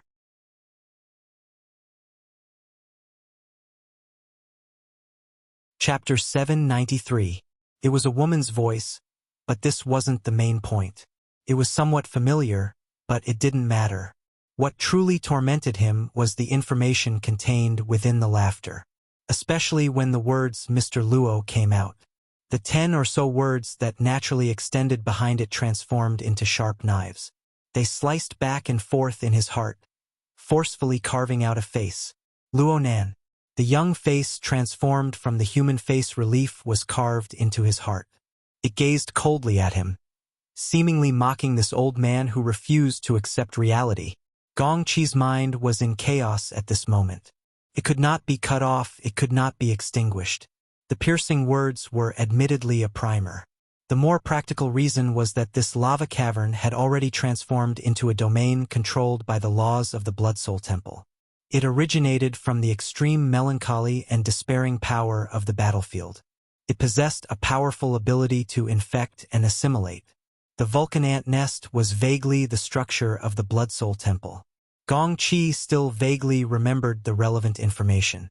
The physical structure of the Blood Soul Temple was something that the Blood Flame Order had not been able to accomplish even at its peak, let alone after it had split apart. Now that it had taken form, it had become a preset battlefield. It had been set up as a trap, and it had been set up specifically for him. It was simply shameful. Everyone else would suffer interference and suppression within this domain, but the Blood Flame Order could obtain an inexhaustible amount of power from within. And there was only one woman who could control this domain in the main and branches of the Blood Flame Order. Gong Chi forcefully suppressed the fluctuations in his heart and shifted his gaze. Diagonally below him, in the boiling lava surrounding the fire god ant nest, a slender woman was slowly rising up. She was not wearing a single piece of clothing. There were no clothes in this world that could preserve such a high temperature that could melt gold and iron. The same was true for a normal human body. But this woman had indeed risen up from the lava. She had a calm demeanor. Mrs. Halder. Gong Qi's mind went berserk when he saw this scene. He spoke coldly after half a second had passed. Since when did the blood flame order become a lapdog under the feet of a little doll? The only response he received was a strange smile. When Mrs. Halder lifted the corner of her lips, a fiery red light shot out from her facial features and even her delicate and thin skin. It was as if she was engulfed by raging flames from the inside out. She was about to turn into ashes in the next moment. But in reality, she wasn't. The red light gushing out from her body was actually a sign of the high temperature and high pressure, as well as the complete mixing of blood essence and vitality. In Gong Qi's eyes, this was undoubtedly the interference control level of an extraordinary. No, not control. Gong Qi's eyes were very sharp. He quickly discovered that Lady Halder didn't put any effort into balancing the internal and external forces at all. This woman had chosen to be a great Satan, allowing the structure of the Blood Soul Temple to naturally suppress the situation. Her thoughts were purified and condensed, forming a sharp light that swam through the destructive heat, messing with the fragile balance at will. Are you crazy? You are under the control of others? Why would you risk your life for Luonan? Now, Gong Qi seriously needed an explanation to understand the core logic behind this series of unforeseen events. But what he had been waiting for was Lady Halder smiling and pouncing at him. The lava cavern glowed brightly with red light, and the temperature inside had clearly risen again. The high temperature and high pressure environment did not cause much harm to Gong Qi's spirit body, but under the manipulation of the Blood Soul Temple's domain, the storm formed by the reverse interference abyssal region still posed a considerable threat. Lady Halder was the first ablatum of the Blood Flame Order. Although her strength had yet to reach the extraordinary level, she had the support of the Blood Soul Temple's configuration in the abyssal region. She could not be underestimated. On the other hand, Gong Qi's fleshly body had been damaged, and his foundation in the abyssal region had collapsed. He had no choice but to be careful. What the hell was going on? Gong Qi was guarding against the storm stirred up by the abyssal region, but what Lady Halder was pointing at was merely her mental strength. This mental strength, which was hard to distinguish between real and fake, had clearly gone through inconceivable tempering. It had condensed into an unparalleled edge, and it chopped down without regard for anything. Hiss! Gong Qi's defensive mode and offensive direction were completely different. Gong Qi's spirit body was nearly pierced through by the sharp edge. Even though he dodged quickly, the structure of his spirit body seemed to have been scorched by raging flames. There were faint signs of warping and floating. This was the heart incineration blade. Gong Qi quickly grasped the core of Lady Halder's secret offensive technique, and his mind became a bit chaotic. He clearly knew that this secret technique had been publicized to the world long ago, and that many B-rank powers were cultivating it, but he still immediately associated it with Wu Jiong. Luonan, Lady Halder. It wouldn't be strange if there was another person behind them. At this time, Lady Halder chopped down once more. She really did treat herself as a fleshly body, and she was burning her blood and energy. Her fleshly body was on the brink of life and death. She attacked in a direct manner without holding back at all. Scram! Gong Qi's emotions exploded. The green-gray essence energy that was intertwined with his life and energy swept down from the outer layer of his spirit body, connected with Lady Halder's mental strength. This attack truly held nothing back. It was like 10,000 years of frigid ice in the polar regions. It forcefully froze the heart incineration blade and seized the opportunity to pierce through. It wanted to break Lady Halder's fragile balance and end the battle quickly. The red light was a bit chaotic, and the green-gray energy charged back, polluting the originally transparent domain of the Blood Soul Temple. It even seeped into Lady Halder's body. Lady Halder's body froze, and the old scar on her cheek seemed to tear open once more. The flames were like vipers as they slithered across her cheek. It was like a second flame had been lit. After a brief moment of chaos, the penetrating red light erupted once more. It forcefully expelled the corrosive power of Gong Qi's essence energy, and it charged forth once more. The green-gray essence energy and the sharp edge instantly intersected and separated. In the blink of an eye, they coiled around each other and collided. In the time it took for an ordinary person to take a breath, the two had exchanged over 30 blows. Later on, the high-frequency vibrations formed by the collision nearly tore apart the domain of the Blood-Soul Temple structure. A small portion of the lava cavern had already collapsed, and this was only the result of the attack on the mental plane interfering with the material plane. Suddenly, there was a long hiss. Lady Halder's body was struck solid by the enormous force. Her entire body was like a fiery meteor as she smashed heavily into the high-temperature lava. She was less than half a meter away from the physical structure of the Blood-Soul Temple. The fiery glow of the lava instantly engulfed over half of the structure, and quite a few fragments were smashed down. However, the main body remained majestic and unmoving. What a pity! Gong Qi cried to himself. The most direct method was to break the domain of the Blood-Soul Temple and destroy its foundation on the material plane. However, Lady Halder was quite strange. She was still able to forcefully control herself even in such a passive situation. Her momentum was thwarted, but she did not fall into chaos. Of course, even if she had the support of the Blood-Soul Temple's domain, she would certainly pay a price for clashing with an extraordinary at the level of an architect. Gong Qi could see that Lady Halder's body had truly ignited with flames. The flesh of her chest, abdomen, and limbs were charred black, and the outline of her body had shrunk in an extremely bizarre manner. Burning essence energy and burning flesh. How ruthless! Gong Qi felt his heart burn as he watched Lady Halder's aura rise and fall. The one before him was Lady Halder, but he was thinking about something else in his heart. Just what version of the bewitching curse did Luo Nen use to make the head of a religion risk her life to fight? If things were to continue like this, then even if he broke through the domain of the Blood-Soul Temple, his losses would far exceed his estimations.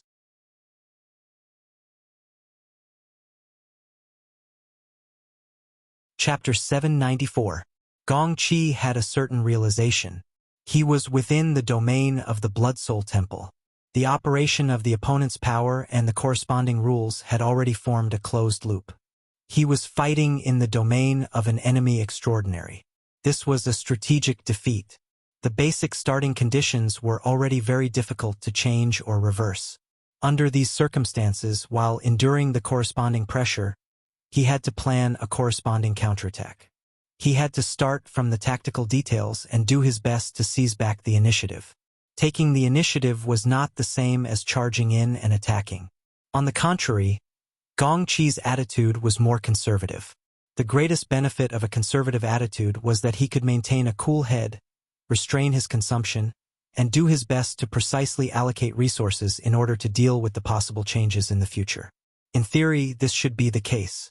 However, Gong Qi felt that this wasn't the case after a round of confrontation. On the contrary, the consumption was clearly lower than what he had predicted.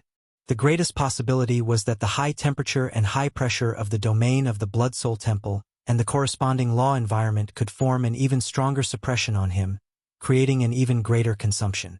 Moreover, this was the case. Gong Qi didn't take advantage of the situation to pursue an attack.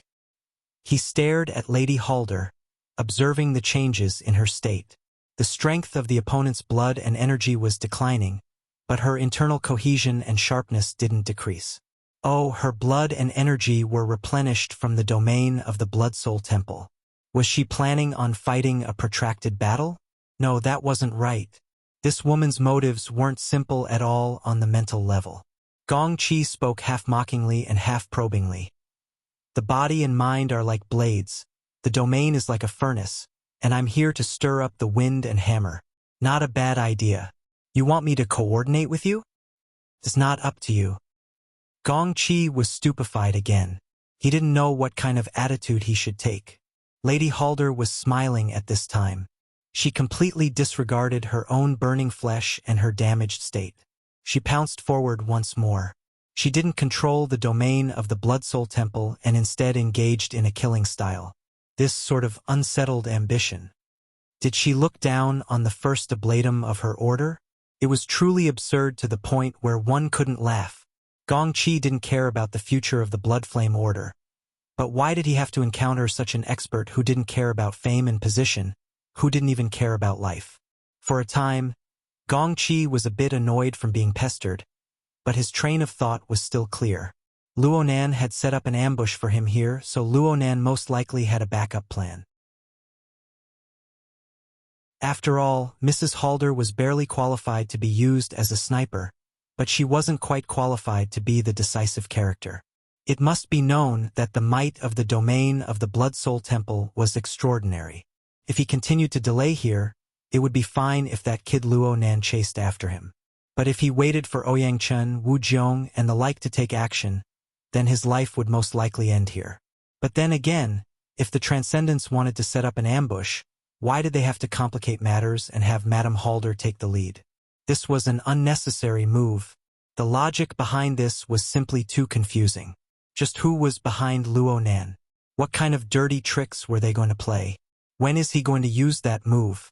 Gongqi's thoughts were intertwined and he found it hard to calm down. He was even more unwilling to tangle with Lady Halder. This woman's willpower is commendable, but strength is what matters. She wants to rely on the domain of the Blood Soul Temple to fight a protracted battle and sharpen her blade? Does she really think my extraordinary domain is just for show? With a single thought, the curtain unfurled, and smoke filled the air.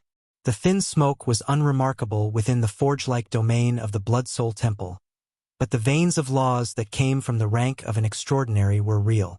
Since Gongqi's foundation in the Abyss District had been damaged and collapsed, he no longer had the main axis of dispatching.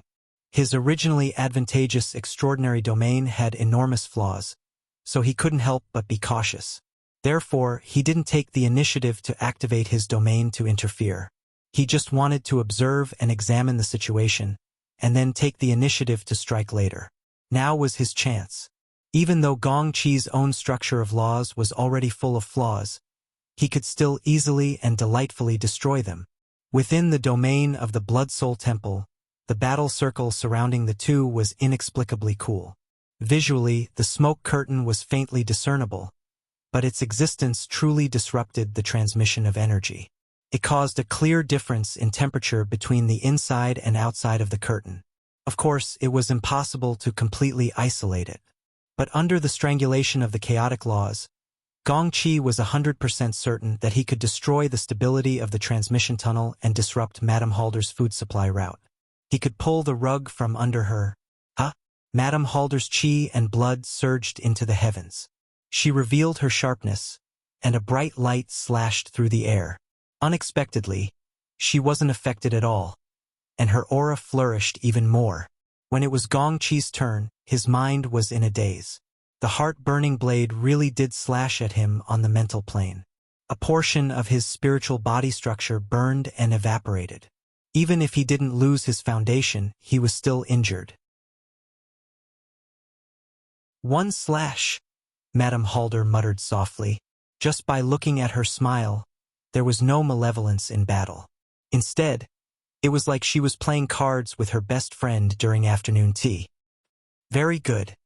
Gongqi couldn't care less about this small injury. He activated his extraordinary domain, the curtain, and retracted it. There was even a greenish-gray stream of energy circulating within it. It almost formed a dark cloud in the lava cavern, forcefully distorting the structure of the Blood Soul Temple's domain. He no longer held back in his methods. It was completely a battle between extraordinaries. Their domains would collide and suppress each other. Originally, he wanted to conserve his strength to deal with an unknown enemy, but the omen on Madame Halder's side wasn't good. It was rising. Gongqi's heart twitched once more. No matter how miraculous the structure of the Blood Soul Temple's domain was, the interference and distortion of the two domains should have long since messed up the energy transmission tunnel. However, Madame Halder was clearly burning and consuming a large amount of chi and blood at every moment. Yet, her recovery process was uninterrupted, undisturbed, and undiminished. Although she didn't recover all at once, The steady rhythm of the night rain rising without him realizing it formed a strong contrast with Gong Qi's unrestrained methods and his unstoppable consumption of qi and blood. There was something fishy going on. Gong Qi stared at Madame Halder and sensed his own body. Comparing the two, the fuzzy feeling gradually became clearer. It wasn't the Blood Soul Temple's domain at work. At the very least, it wasn't the main structure, it was just a cover. Madame Halder charged forward again without any fear. Every time she slashed out, she burned her qi and blood without holding back. But no matter how she tossed and turned, there would always be a return in a timely manner. No, it was an immediate injection. There was no internal or external conduction or transformation process. It was as if her body had a blood return device. However, when Gong Qi eliminated the information interference of the Blood Soul Temple's domain and compared Madame Halder's blood recovery with his own consumption, he clearly sensed a certain relationship between the ebb and flow of the fluctuations. Is she drawing my blood? No, she doesn't have the ability to do so. There's still a middle link. In other words, there might be a middle link. While drawing my blood, the extracted power is converted into universal energy, and then injected into Madame Halder's body. What a joke! Gong Qi found it hard to accept such an absurd guess.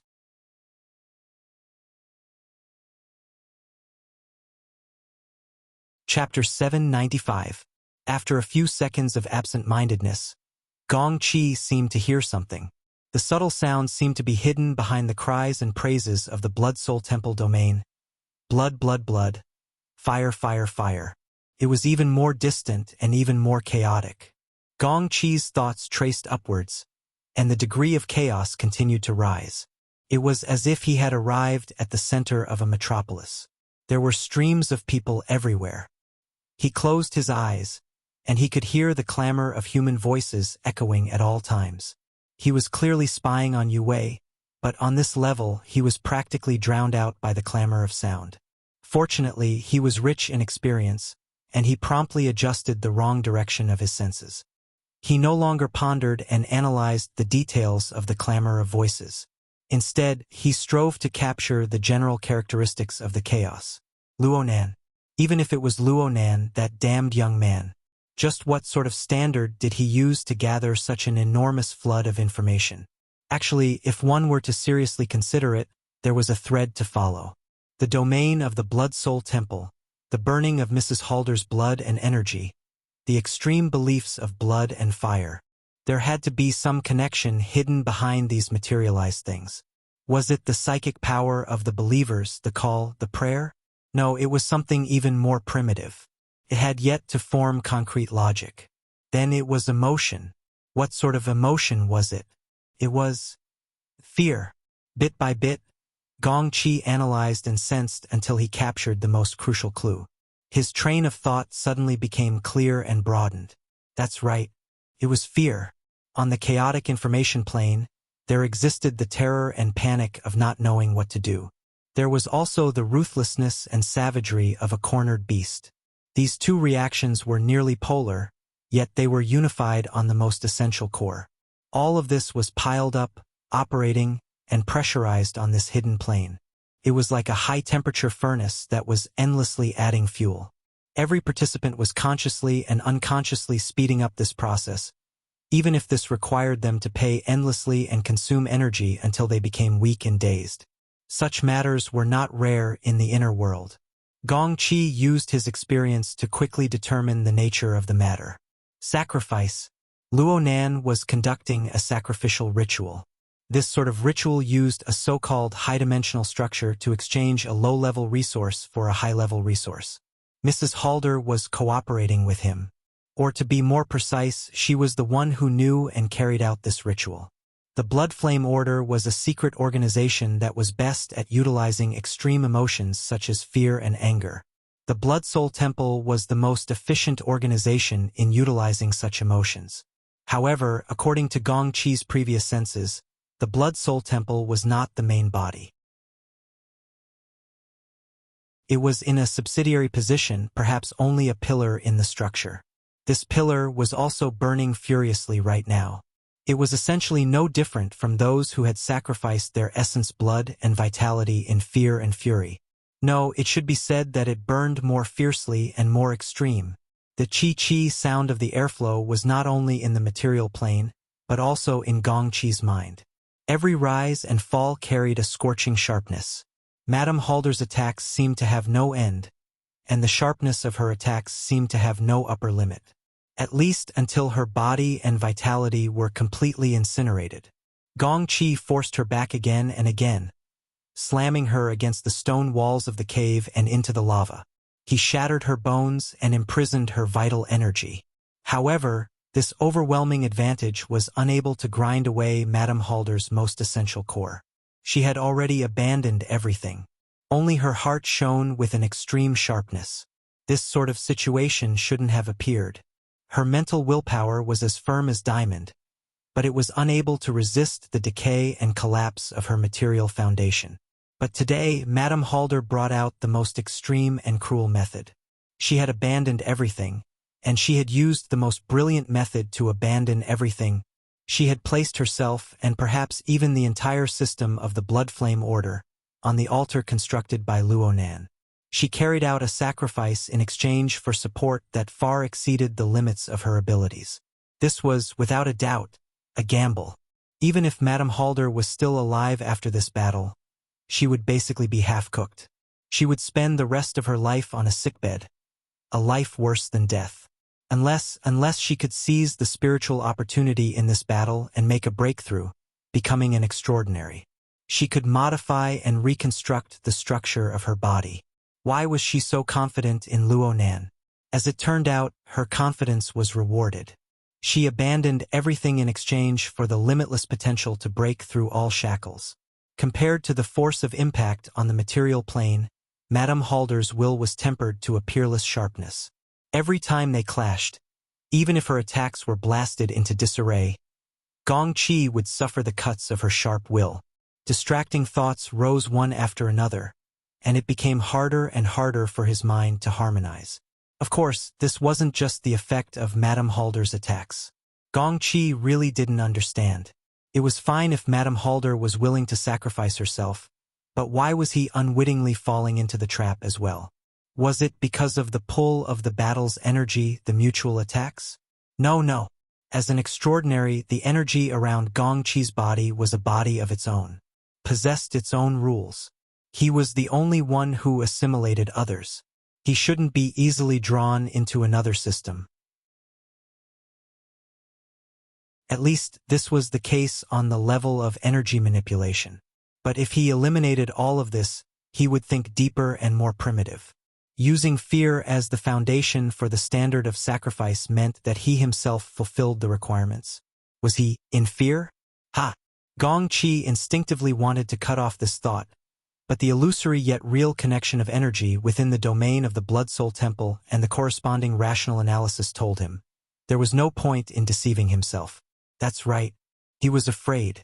In the misty labyrinth, he was afraid of Luonan's series of plans and the gradual realization of Luonan's firm execution ability. In the domain of the Blood Soul Temple, he was afraid of Madame Halder's extreme willpower to abandon everything. Even if this woman's goal wasn't pure, through the method of sacrifice, she formed a perfect fusion with Luonan's goal. Observing the enemy was like looking into a mirror. When the enemy's design was flawless, the flaws on his side were reflected particularly clearly. No matter how much Gong Chi denied it, he was afraid in the end. He was afraid of defeat. He was afraid of death. He was afraid of cutting off his path forward. Yet all of this was concealed under the shameful mentality of being thwarted by a junior. He consoled himself and deceived himself. There was a flaw in his heart, but he was unaware of it. This gave the other side an opportunity to take advantage of him. I have to be steady, Gong Chi shouted to himself. The light of spiritual wisdom illuminated the unbearable corner of his heart. He felt terrible, but he was far from being in a hopeless situation. Thinking about it seriously, Luonan tossed and turned so much, one step after another. Wasn't it all for the sake of creating a flaw in Gong Chi's heart and baiting him? But Gong Chi was an extraordinary. What was it that gave Luonan the confidence to construct a framework to trap extraordinaries? What level of knowledge and power was that? From top to bottom, there were nearly 100 extraordinaries in the inner world. They represented the highest level of martial power on Earth. Gong Qi had been Deputy Secretary General for several decades.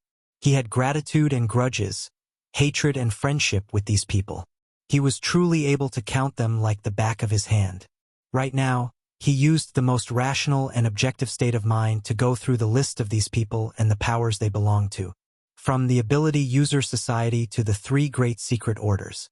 From the big shots who sat on the ground and divided the spoils, to the wandering heroes. Then the answer he obtained was none. Not a single powerful person or power that had connections to Luonan, who had grudges with him, who had the strength and qualifications to set up a killing trap. This was normal.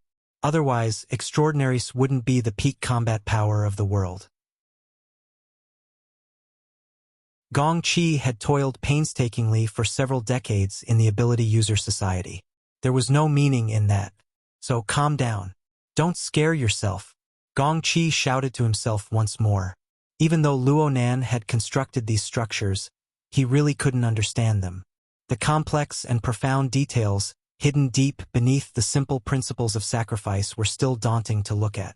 But if Luonan really did have an overwhelming advantage, why would he need to do such complex preparatory work? This was more like a dazzling display of deterrence. It was an exquisite but limited method. He had experience in dealing with such methods. You don't have the chance. Suddenly, a voice cut in.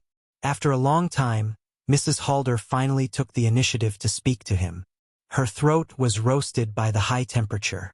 It was hoarse and unpleasant to listen to, but it was like the final verdict. It was very ear-piercing. You are the first ablatum, yet you destroy the order for your own selfish desires. You evil woman, you dare to disturb my mind. Gong Qi's reply went straight to the root of the problem after reconstructing his mental state. It was much sharper, and the corresponding method was even more straightforward and fierce. The ashen cloud suddenly boiled and expanded as it faced Mrs. Halder's flying bloody light. It towered high like a cliff, and its color darkened. It was like a cumulonimbus cloud in summer. It was bloated and enormous, and its top crystallized. It forcefully resisted the high temperature of the Blood-Soul Temple's domain, forming a powerful counteracting force. The hazy cloud was like a pillar that could smash the heavens. It forcefully split apart the foundation of the laws of the Blood-Soul Temple's domain on the material plane. Painted this land of lava with a completely rebellious color.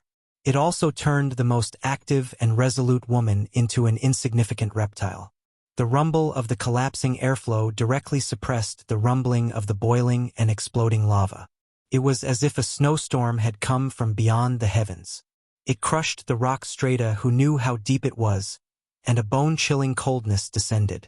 The forceful distortion and interference of the extraordinary domain suppressed the rules of the Blood-Soul Temple's domain. The other was the all-out attack of an extraordinary. Mrs. Halder was blasted flying once more. Gong Qi's mental state had made a decision, and he had finally achieved enough pressure on the Blood-Soul Temple's domain.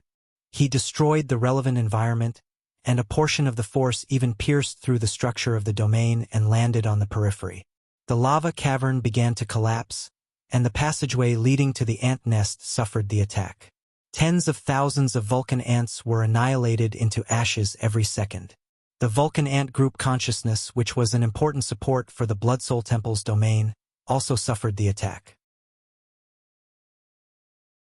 Gong Qi was confident that he could completely shatter the Blood-Soul Temple's domain after another 2 or 3 rounds of attacks of this level. More importantly, Gong Qi gained a more detailed understanding of the environment he faced as the extraordinary domains interfered and collided with each other. First, Luonan's entangling net frame construction was much more ingenious than Gong Qi's second judgment. Although Luonan's previous attacks had already disturbed the Blood-Soul Temple's domain that supported Mrs. Halder, the deeper layers of incorporeal frames and restraints still towered silently. They were simultaneously erected on the material and mental planes. They seemed incorporeal yet incorporeal. No matter how the lava surged and the storm wreaked havoc in the abyssal region, they were not affected. Was this really Luonan's doing? It didn't look like it. It really didn't look like it. Such a construction, such a penetrating research, such a deep thought, and such an ingenious frame faintly surpassed the level of the abyssal region. Probed towards an even higher level. According to Gong Chi's understanding, perhaps only powerful people like that old ghost Abner or the leaders of the three great secret orders had the qualifications to touch upon this. If this really was the case, wasn't this going against the logic of just being smooth? Then this was some sort of result that had yet to enter the scope of the inner world's attention.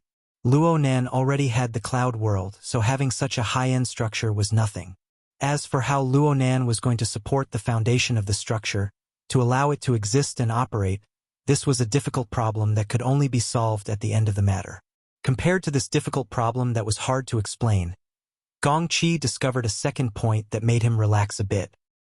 He cast aside his fear and stretched out his mental senses after smashing the Blood Soul Temple's domain. He did not discover Luo Nan's second trump card. Yes. Aside from the sacrificial structure that was so exquisite that it was unreal, there were no other extraordinary level powers within the range of his senses. Luo Nan, this young man, really only used Lady Halder and the Blood Soul Temple system as his final method of intercepting and killing him. Or perhaps it was a hook to pull him into a trap. Was this an extraordinary self-confidence? Or was this a compromise made out of helplessness? Or perhaps there was a dangerous enemy that possessed absolute patience, preparing an even more fatal ambush from afar? None of this was important. The structure of Gong Chi's pupils in his spirit body was infected by the greenish-gray essence energy. A thick pillar of cloud of the same color wrapped around his tyrannical laws and will. It collided with the domain of the Blood Soul Temple once more, emitting an earth-shaking rumble. A second attack without any misgivings. The entire lava cavern swayed and swayed. Flames burst forth chaotically. Gong Chi's top priority was no longer to delve into the details of the enemy's mentality. This was because the expanded mental sense network marked out a narrow but absolutely safe area for him. With this distance as a buffer, Gong Chi was confident that he could escape unscathed even if there were powerful enemies lying in ambush in the indiscernible outer region. After all, he possessed the top-notch teleportation technique in the world. As long as he destroyed the enormous source of interference that was the domain of the Blood Soul Temple, he could make the surrounding space-time environment relatively stable. Even if it was only for a short second, it would be enough for him to escape 1,000 kilometers away. Before, Luo Nan had used the Cloud World, the Mist Maze, and the domain of the Blood Soul Temple to suppress Gong Chi's ability. But now it was impossible for Luo Nan to return to these two damned places. The remaining source of interference that seemed troublesome could no longer be called troublesome without the most dreadful potential threat. Yes, it couldn't. The greenish-gray cumulonimbus cloud suddenly swayed for a moment. The upper layer isolated the high temperature and pressure. The cloud layer spontaneously condensed at the top.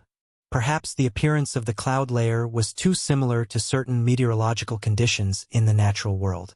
Crackling sparks of electricity flashed at the front where the low-temperature cloud layer and the high-temperature domain made close contact.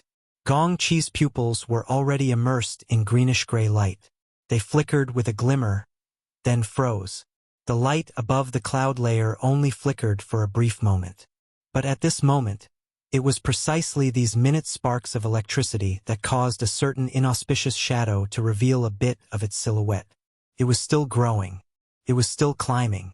It was like a tree that twisted and struggled its way out of the crevice of hell.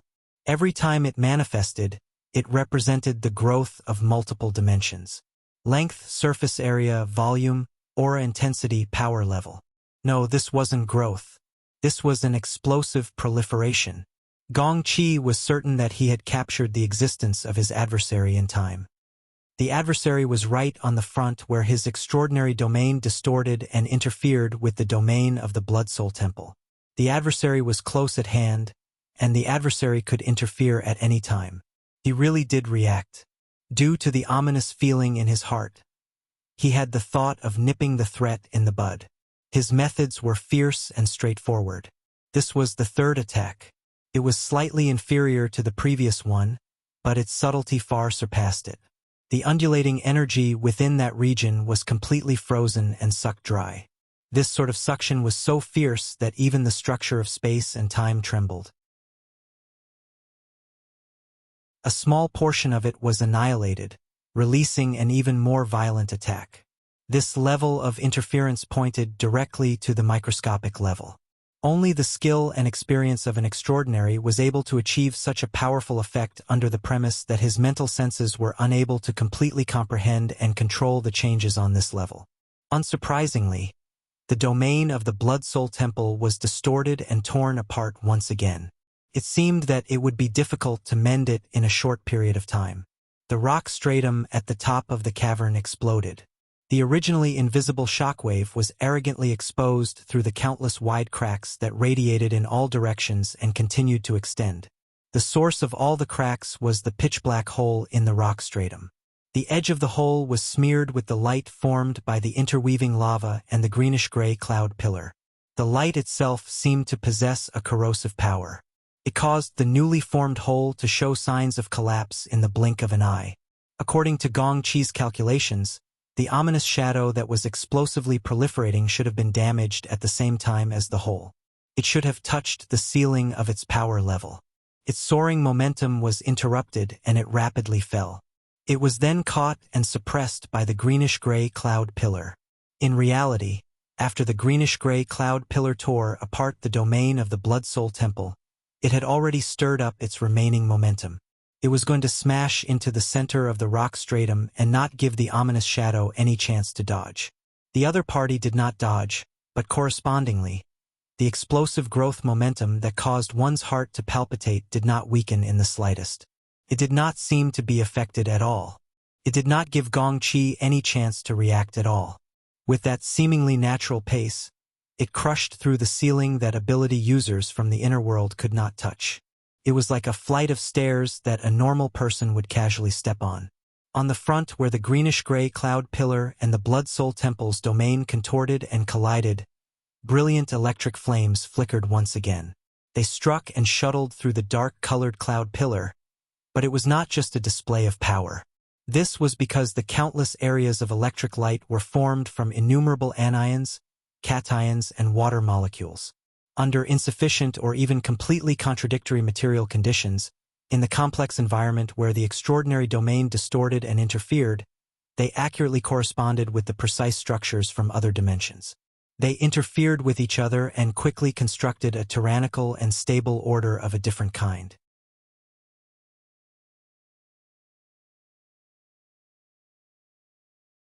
Chapter 796. Since it couldn't be shaken, a counterforce followed. Compared to a physical shock wave, a psychological shock wave would explode much earlier. Extraordinary! In Gong Qi's eyes, the greenish-gray color that seemed to be sealed in ice cracked.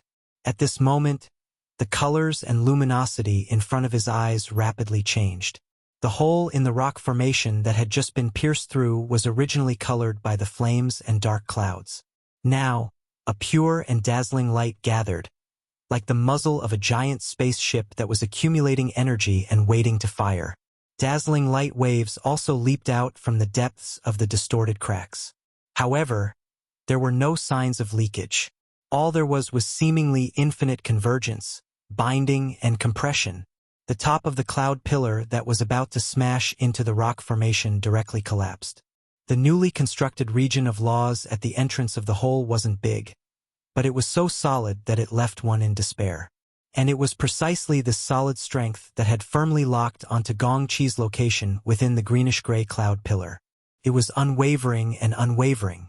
In an instant, the offensive and defensive positions switched. Gong Qi, who had already grasped the absolute initiative, suddenly became the hunting target of others. F***CK. Amidst Gong Qi's rare curse, the greenish-gray cumulonimbus cloud that was like a towering cliff suddenly collapsed, and the illusory clouds scattered in all directions.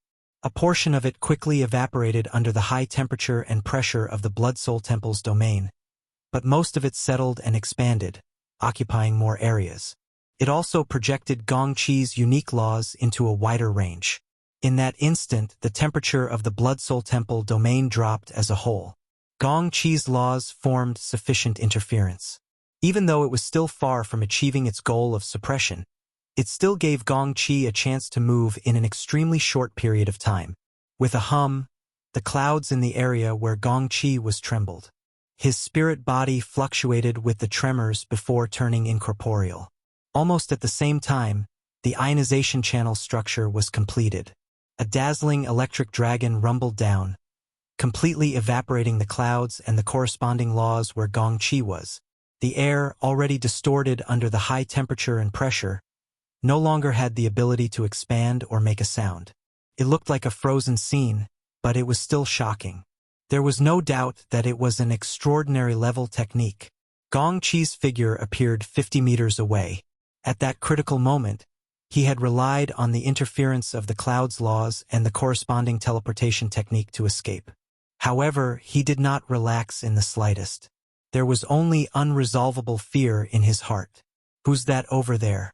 The abyssal zone was sturdy and stable, so it was definitely a psychic.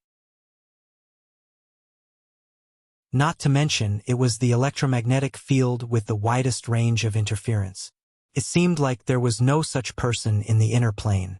Couldn't be the government or the military, right? Before he could react, another surprise attack came. Behind Gong Qi, Madame Halder followed the strange gravitational pull of the net frame and caught onto Gong Qi's teleportation destination. She silently arrived, and a blood-red light pierced through. "Get lost!" With a low shout, Gong Qi forcefully pushed back the blood light that had pounced at him. This was an unfair collision. Amidst the chaotic blood light, Madame Halder was no longer even recognizable as a human. But that incorporeal blade was accompanied by a mocking laugh. It was as if it had been smeared with corrosive poison, and it stabbed right into his heart. The taste of fear is actually not bad. Gong Qi seemed to have suffered another heavy punch. In his spirit-body state, he had abandoned most of his useless physiological emotions, like a dried-up river.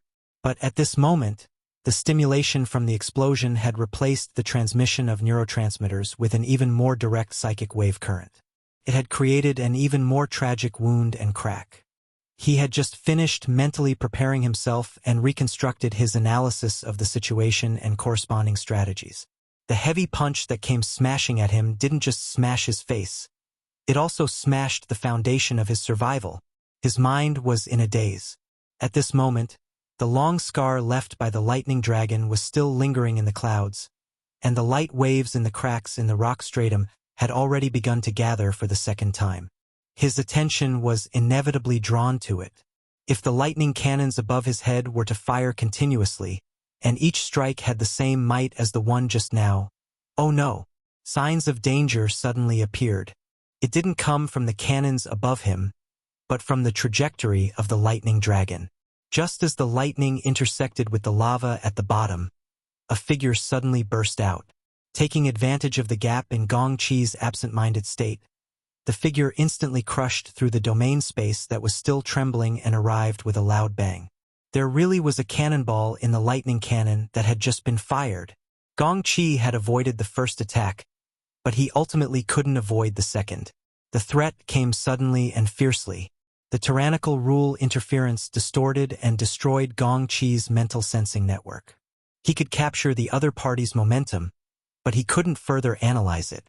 He instinctively wanted to teleport far away again, but the surrounding turbulent rule environment didn't give him the chance. Helplessly, the green-gray light around his body flickered and extinguished. He gathered the clouds and forcefully constructed the rule to form a sturdy barrier. However, the barrier had just formed when it was forcefully blasted apart. An arm wrapped in metal armor, similarly wrapped in dazzling lightning, blasted toward him. Physical side. His initial judgment was instantly overturned. They were both electromagnetic directions, but how could the mental side and physical side be the same? Especially in his haste, the other party had actually closed in on him. The tyrannical qi and blood in his body rushed back to the abyss area, forming the most troublesome interference field. If his foundation in the abyss area was still intact, he could still forcefully pull it up to a higher level and move toward the polar domain to obtain space to move around. But now that his foundation was destroyed, he would be a beat slower even if he were to improvise during normal times. How could he engage in close combat? Gong Qi's heart palpitated. Almost at the same time, the lightning fist struck his face.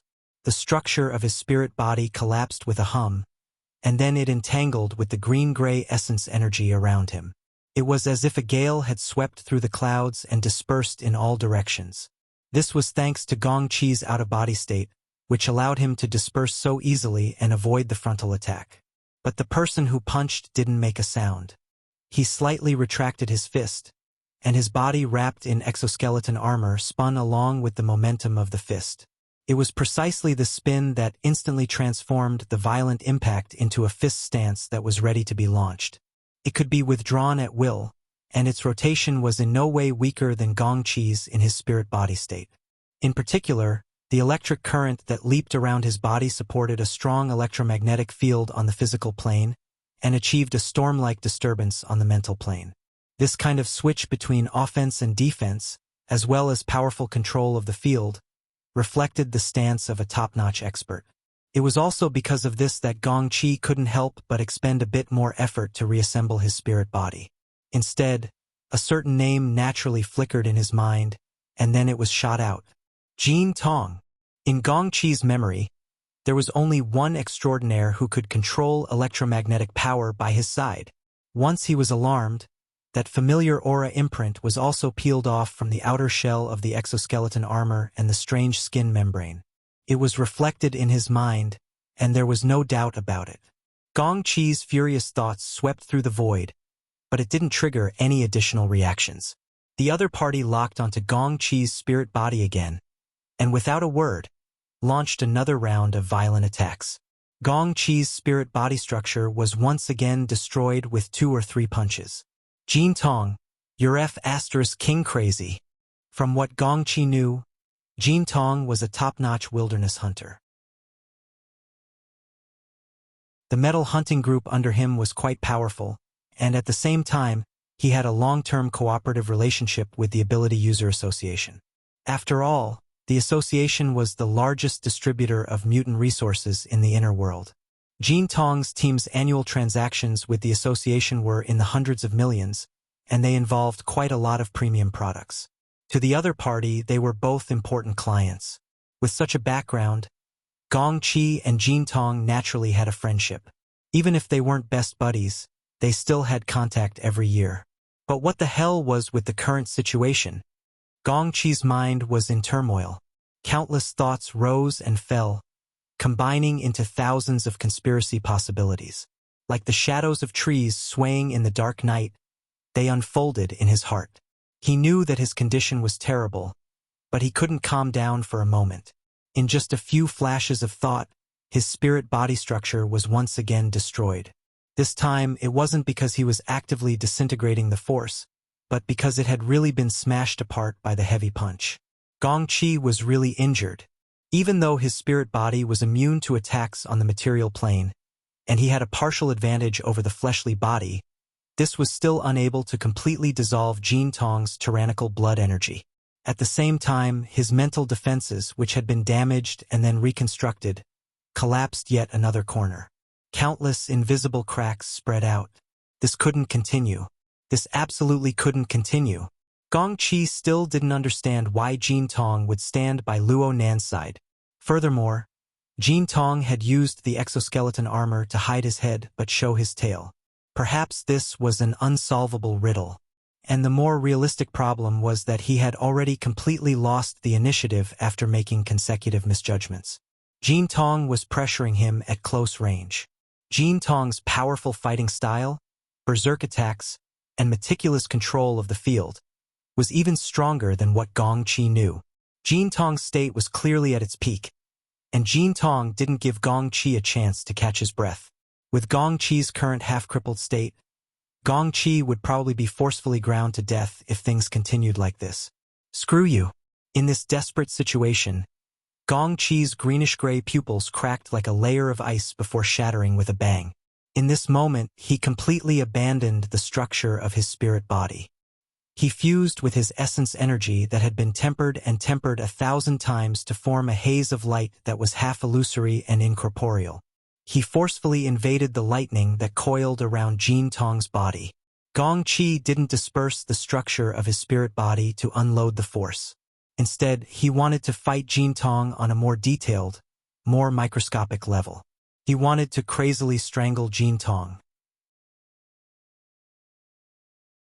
And the consumption that came from this would increase by several times, dozens of times. It was even possible that the core of Jin Tong's spirit body would be damaged. There would be no end to future troubles. His life was gone. Who cared about future troubles? Mrs. Halder controlled her bloody light to stop on the outskirts. She originally wanted to quietly cut in and seize some of the spoils of battle. But the situation entered the most intense level in the first instant. The blazing white lightning and the greenish-gray essence energy permeated and counterpermeated. They resisted and countered, stirring up a dark ring of fire. It noiselessly tore apart the domain of the Blood-Soul Temple, isolating a deadly environment. Anyone who tried to force their way in would become the venting point for the clashing forces of two extraordinaries. They would suffer double the damage. She didn't have any chance to intervene. She could only drag her ruined body, quietly sense and wait. One of her eyes had already been blasted apart under the continuous clashes. The crystal had evaporated, but her mind's eye was clear and penetrating. Luo Nan's framework served as a probing needle, and it pierced straight into the depths of the enemy's heart. Gong Qi was truly going all out. He displayed an unprecedented decisiveness. The greenish-gray essence energy was like leaping icy flames within the area where he and Jin Tong fought. It possessed a water-like penetrative power, but it also contained a violent destructive power. The lightning that Jin Tong controlled had already interweaved into a net, but now this net began to warp violently. From time to time, the knots of the net would collapse, the lines would reconnect, and then the net would be reconstructed. The cycle continued, but Gong Qi was terrified. His mental defenses were damaged, reconstructed, and broken. The scars had already been deeply branded into the deepest recesses of his will. He was able to be this decisive right now because the cracks that had opened up were gushing flames of fury. They formed an explosive driving force. Fear and fury were two sides of the same coin. They could switch at any time. How long could Gong Qi last? Under the eruption of near uncontrollable power, under the suction of the framework net. Oh? Mrs. Halder furrowed her brows slightly. Within the dark ring of fire where the extraordinaries fought, a strange colored flame suddenly flickered. It came from Jin Tong's body, which had been as steady as a mountain. It was the exoskeleton armor wrapped around his body. A layer of flame had burned through it, leaving behind shallow scorch marks and ashes. And in the area where the flame had yet to burn out, the fascia-like foreign body that was wrapped around him was only an insignificant amount. It was still twitching under the roasting, as if it was alive. Tisk! Mrs. Halder could clearly hear someone smacking his tongue in annoyance. Gong Qi, who was within the ring of battle, felt it more directly. The pressure from Jin Tong's side suddenly dropped, and an inconceivable break appeared in the tempestuous rhythm of attacks. A chance. Gong Qi's thoughts had already fallen far behind his instinctive reactions in this moment where the rules and energy interweaved. He made the most correct action in an instant. The greenish-gray essence energy instantly converged. Its light and color were purified to the point of being nearly transparent. At the same time, it was tempered to a sharpness that exceeded the limits of its limits.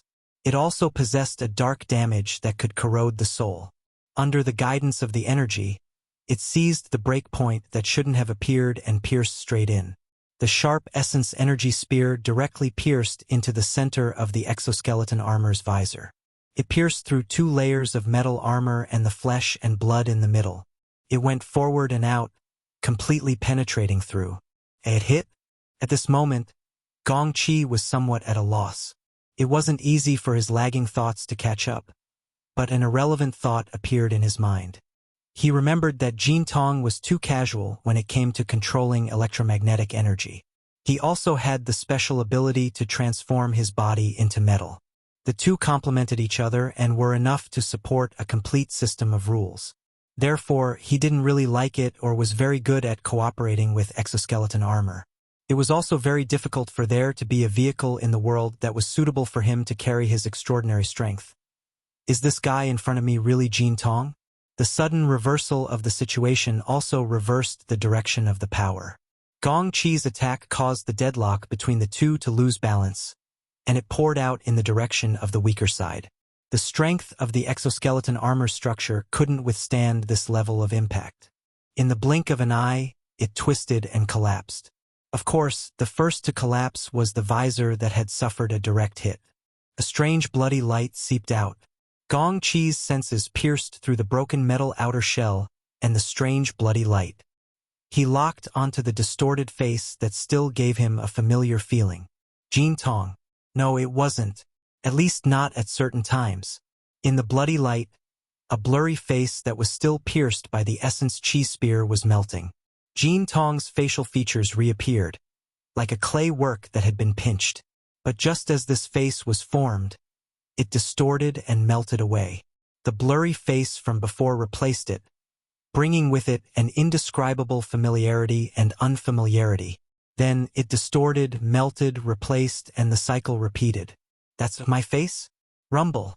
Gong Qi's thoughts suddenly left the established track. Amidst the rumbling sounds, he seemed to have crashed off a cliff, tumbling and struggling in the void. It was precisely because of this that he didn't notice that Lady Halder, who had been waiting outside for a long time, had once again controlled the bloody light and silently charged forward. Gong Qi fell into a state of uncontrollable thinking. There were many things he understood, but there were still many things he didn't understand. But no matter what, that turbid and malevolent truth that contained great cruelty and great terror smashed into the depths of his heart, transforming into a demonic claw that fiercely clawed at him. The front of the essence chi was still in front of him. That incomparably familiar face was trembling and stirring. Even if it was a living person, even if it was a transcendent, 99% of them would still die.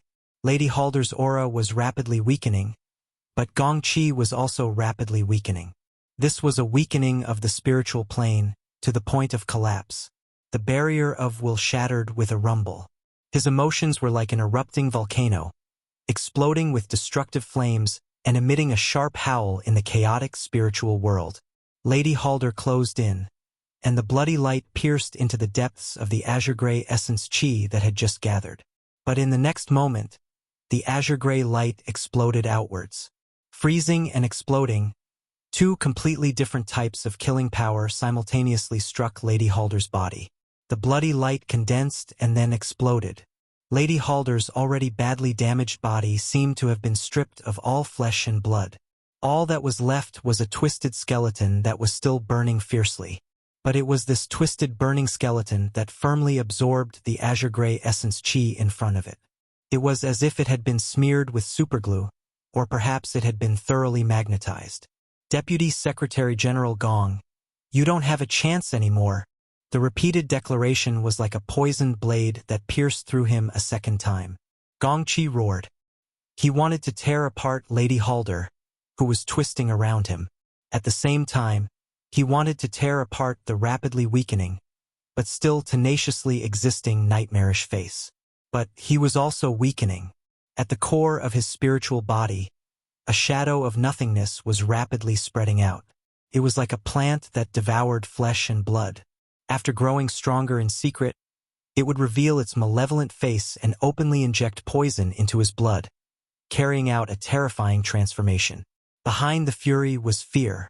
After two violent struggles, Gong Qi was still unable to break free from Lady Halder, nor was he able to resist the swallowing of the shadow at the bottom of his heart. Then, his emotions would naturally overturn, and a cold wind of fear would blow into the cracks in his collapsed heart. It was quite ironic that his thoughts returned at this moment. Gong Qi completely understood. His opponent's main direction of attack had never been the suppression of the Blood Soul Temple's domain. It wasn't Lady Halder. It wasn't the extraordinary that had driven him mad. His opponent had been corroding his mind from beginning to end, injecting a fatal poison into the depths of his heart. This was similar to the methods of the Darksider species. It was the ultimate move that the apex masters of the mind were proficient in. Luo Nan was a master of the mind. Gong Qi suddenly stirred. This was the first time he had given the youth a clear position. Seeing his opponent clearly was tantamount to seeing himself clearly. In his days, he seemed to have grasped a thread of hope. Although Luo Nan held the upper hand, he had used all his trump cards. He had no backup plans. This place wasn't far from Spring City. Right now, two great combat powers were tangling with him. The Blood Soul Temple's domain had ruptured open during the battle. It was hard to isolate the inside from the outside. Even if he couldn't teleport away, he just needed to slow down and drag out the deadlock. The aura of an extraordinary would most likely be able to attract the attention of others. If the ground shook, it was as if a drum was heavily pounding on his chest. The lava cavern was shaking. The source of the shaking came from the turbulence of the structure of the void. Gray mist was seeping in from a certain part of the broken domain of the Blood Soul Temple. The crack that the Blood Soul ants had pierced through and fixed in place. It was clearly only wisps, but the moment it seeped in, the high temperature and pressure of the infernal inferno was smeared with a layer of indescribable gray matter.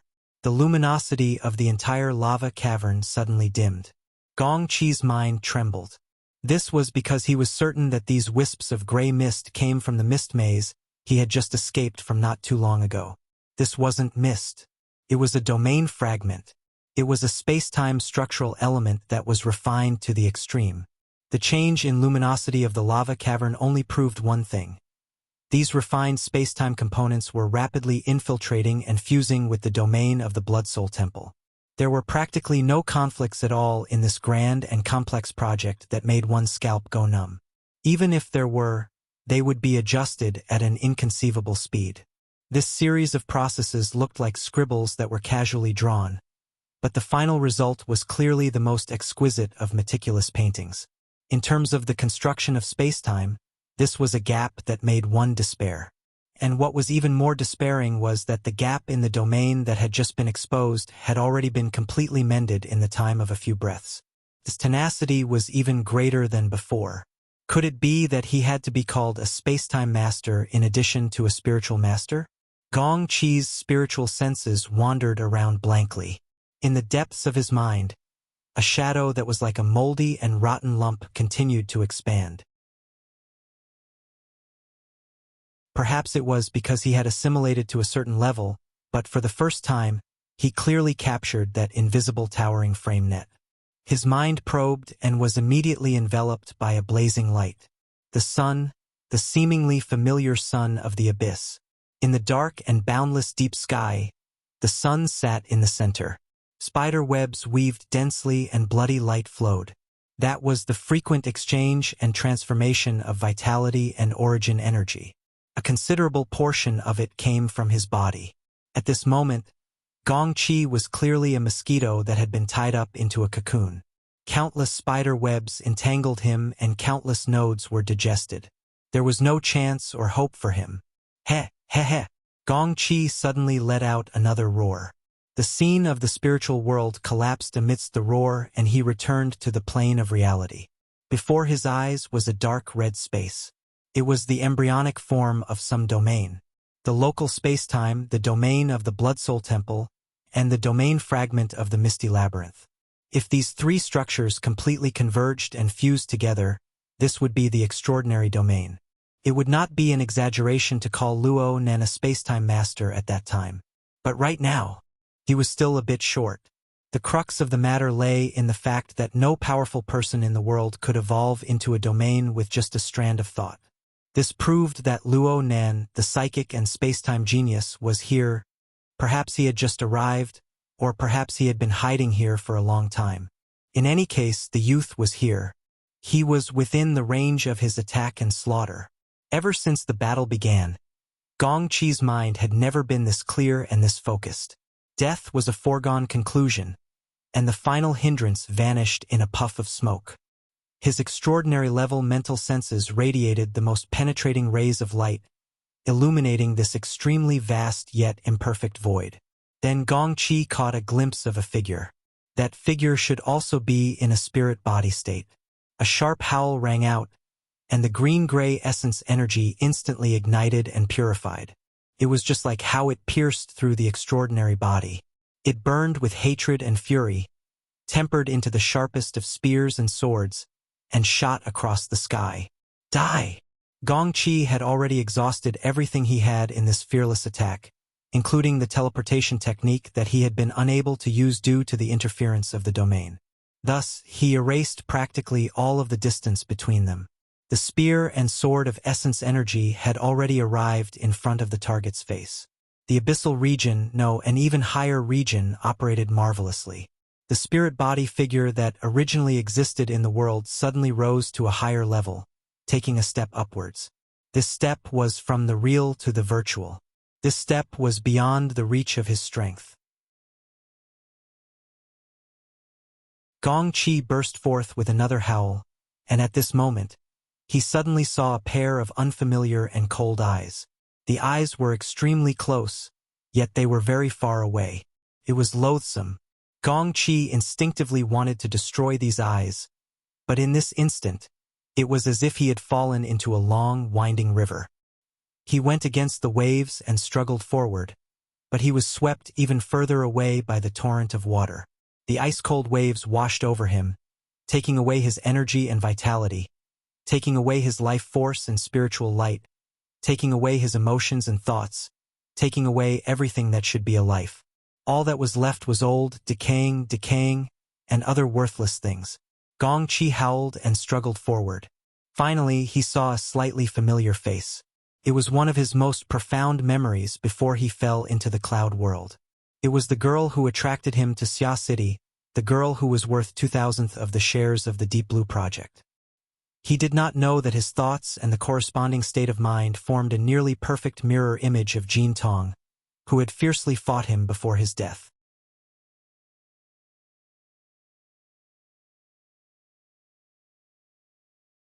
Chapter 797, May 3, 2097, 3:00 a.m.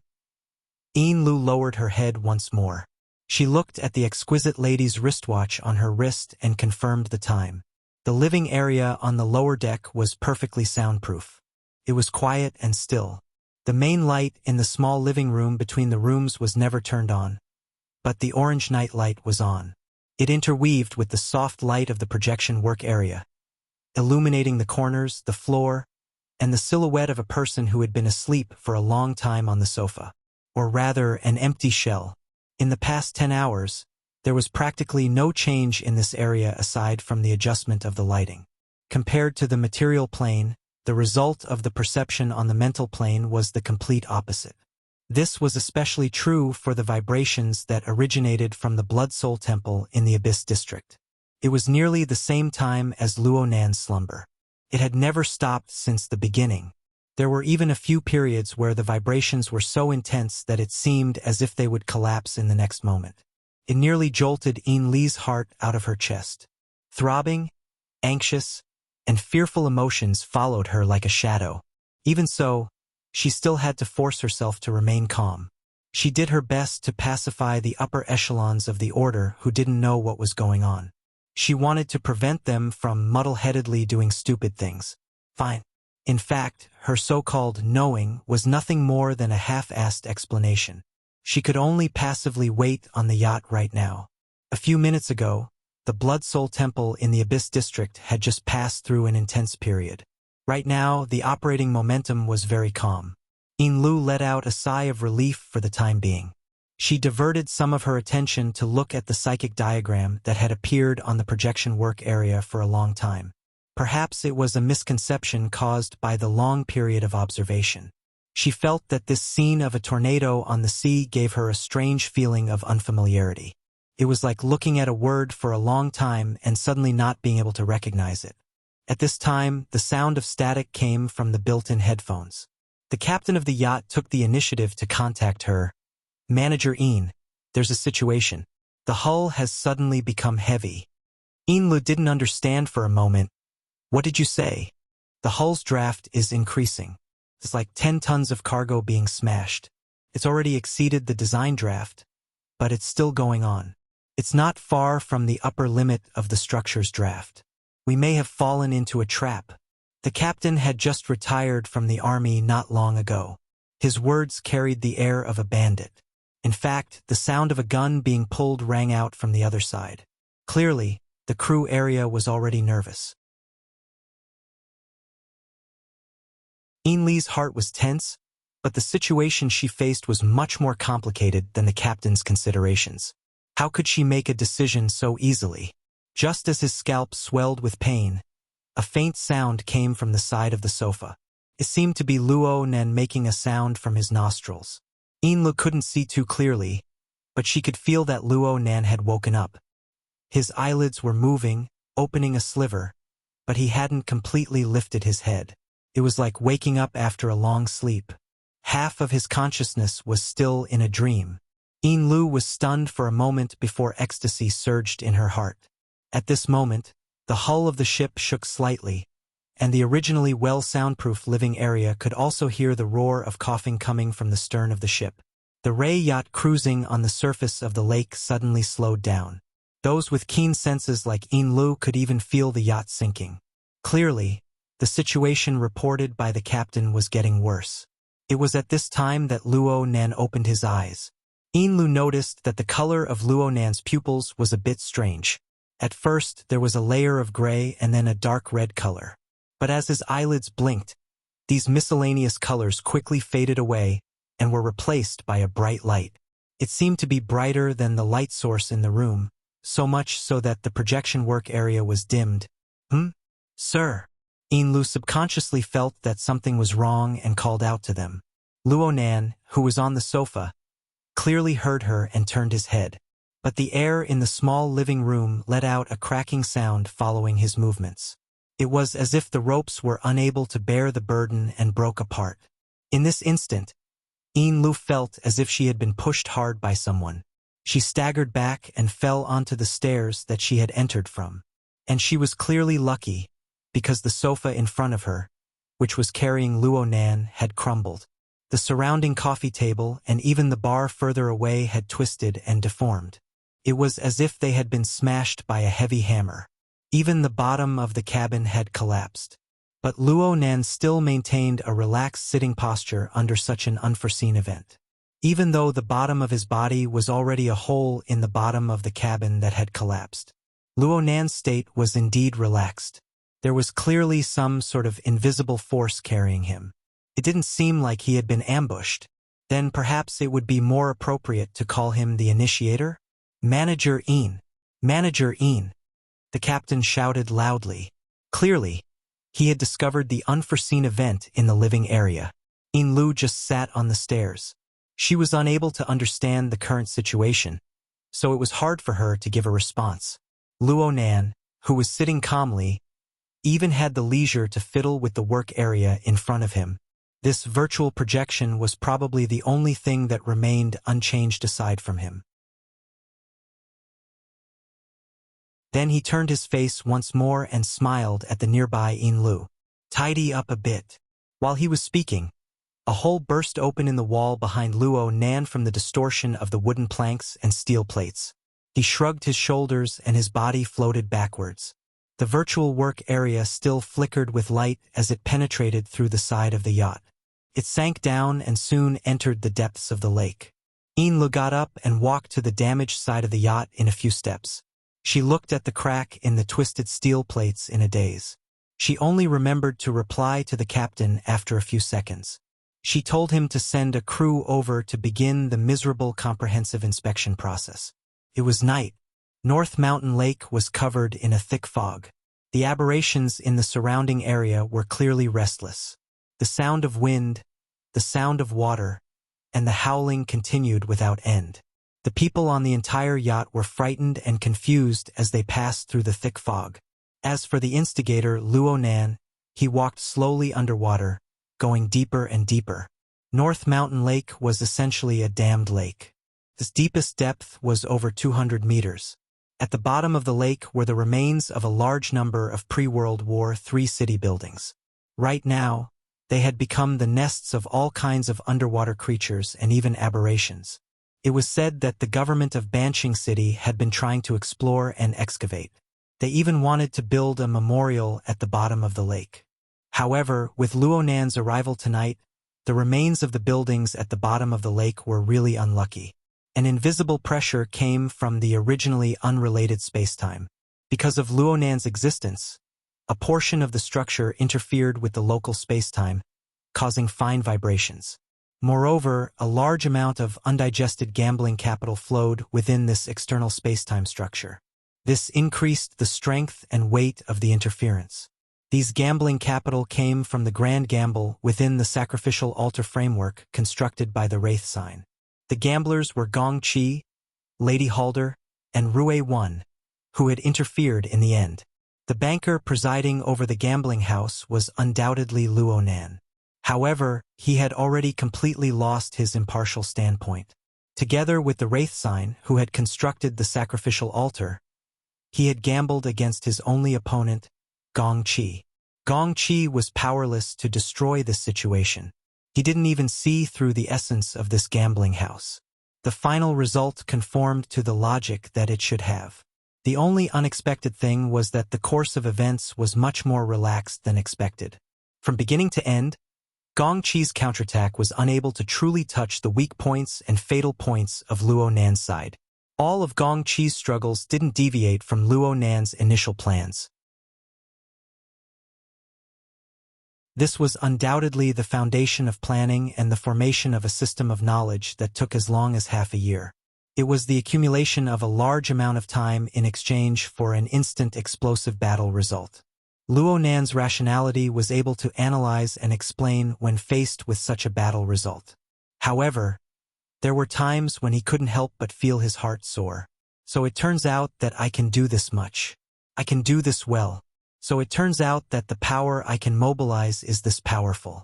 Luonan stopped at a certain high point in the gloomy depths of the water. This place should have been some high-grade office building from before the Third World War. Perhaps it was a landmark building from back in the day. The quality of the building was exceptionally good. It had withstood the flood peaks and mudslides of several decades ago. It had also withstood the water pressure of the past few years, as well as the torment of the mutants. Luonan stood at the edge of the roof. He spread his arms and took deep breaths. He was controlling his emotions, but he was also enjoying this moment of achievement. The bottom of the lake didn't give him a normal living environment, but the interference of the alternate space-time structure was Luonan's strongest safeguard. Gong Chi had lost everything there. His extraordinary-level soul structure and vast energy had been reduced to Lady Halder's next level of resources. And it was far beyond that. Rue One had cut off Gong Chi's life force. It was reasonable to say that she should have obtained a large portion, but she seemed to have reached a bottleneck. She didn't take too much. In addition, the Wraith sign guided and diverted a portion to be used as operating costs and future reserves for the Cobweb altar. The 3 Blood Soul temples shared some of the benefits. The built-in puppets and related believers all shared some of the benefits. But even like this, it wasn't completely divided. The rest was stored with Luonan, allowing his soul strength to explosively increase once more. Before this, every time Luonan's soul strength exploded with explosive growth, it was accompanied by a near-fatal risk of imbalance between his body and soul. But this time, the risk didn't come as expected. This was because a firm and highly efficient water conservancy project had appeared between his body and soul, which was still severely imbalanced. Perhaps it could be called Luonan's domain. The destructive expansion of his soul strength, as well as the large amount of undigested gambling capital, together with the unceasing mobilization and assembly of the configuration fragments, seeped into the precise spacetime structure bit by bit, undergoing an even deeper transformation.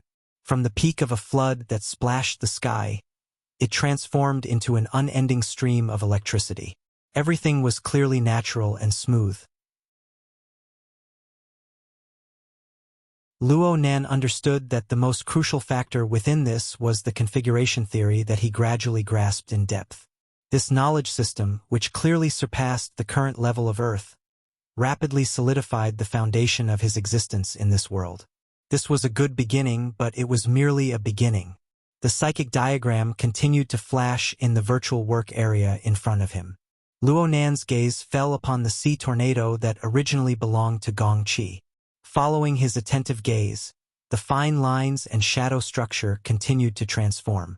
During this process, Luo Nan's previously fluttering state of mind continued to settle as the details of the outline changed.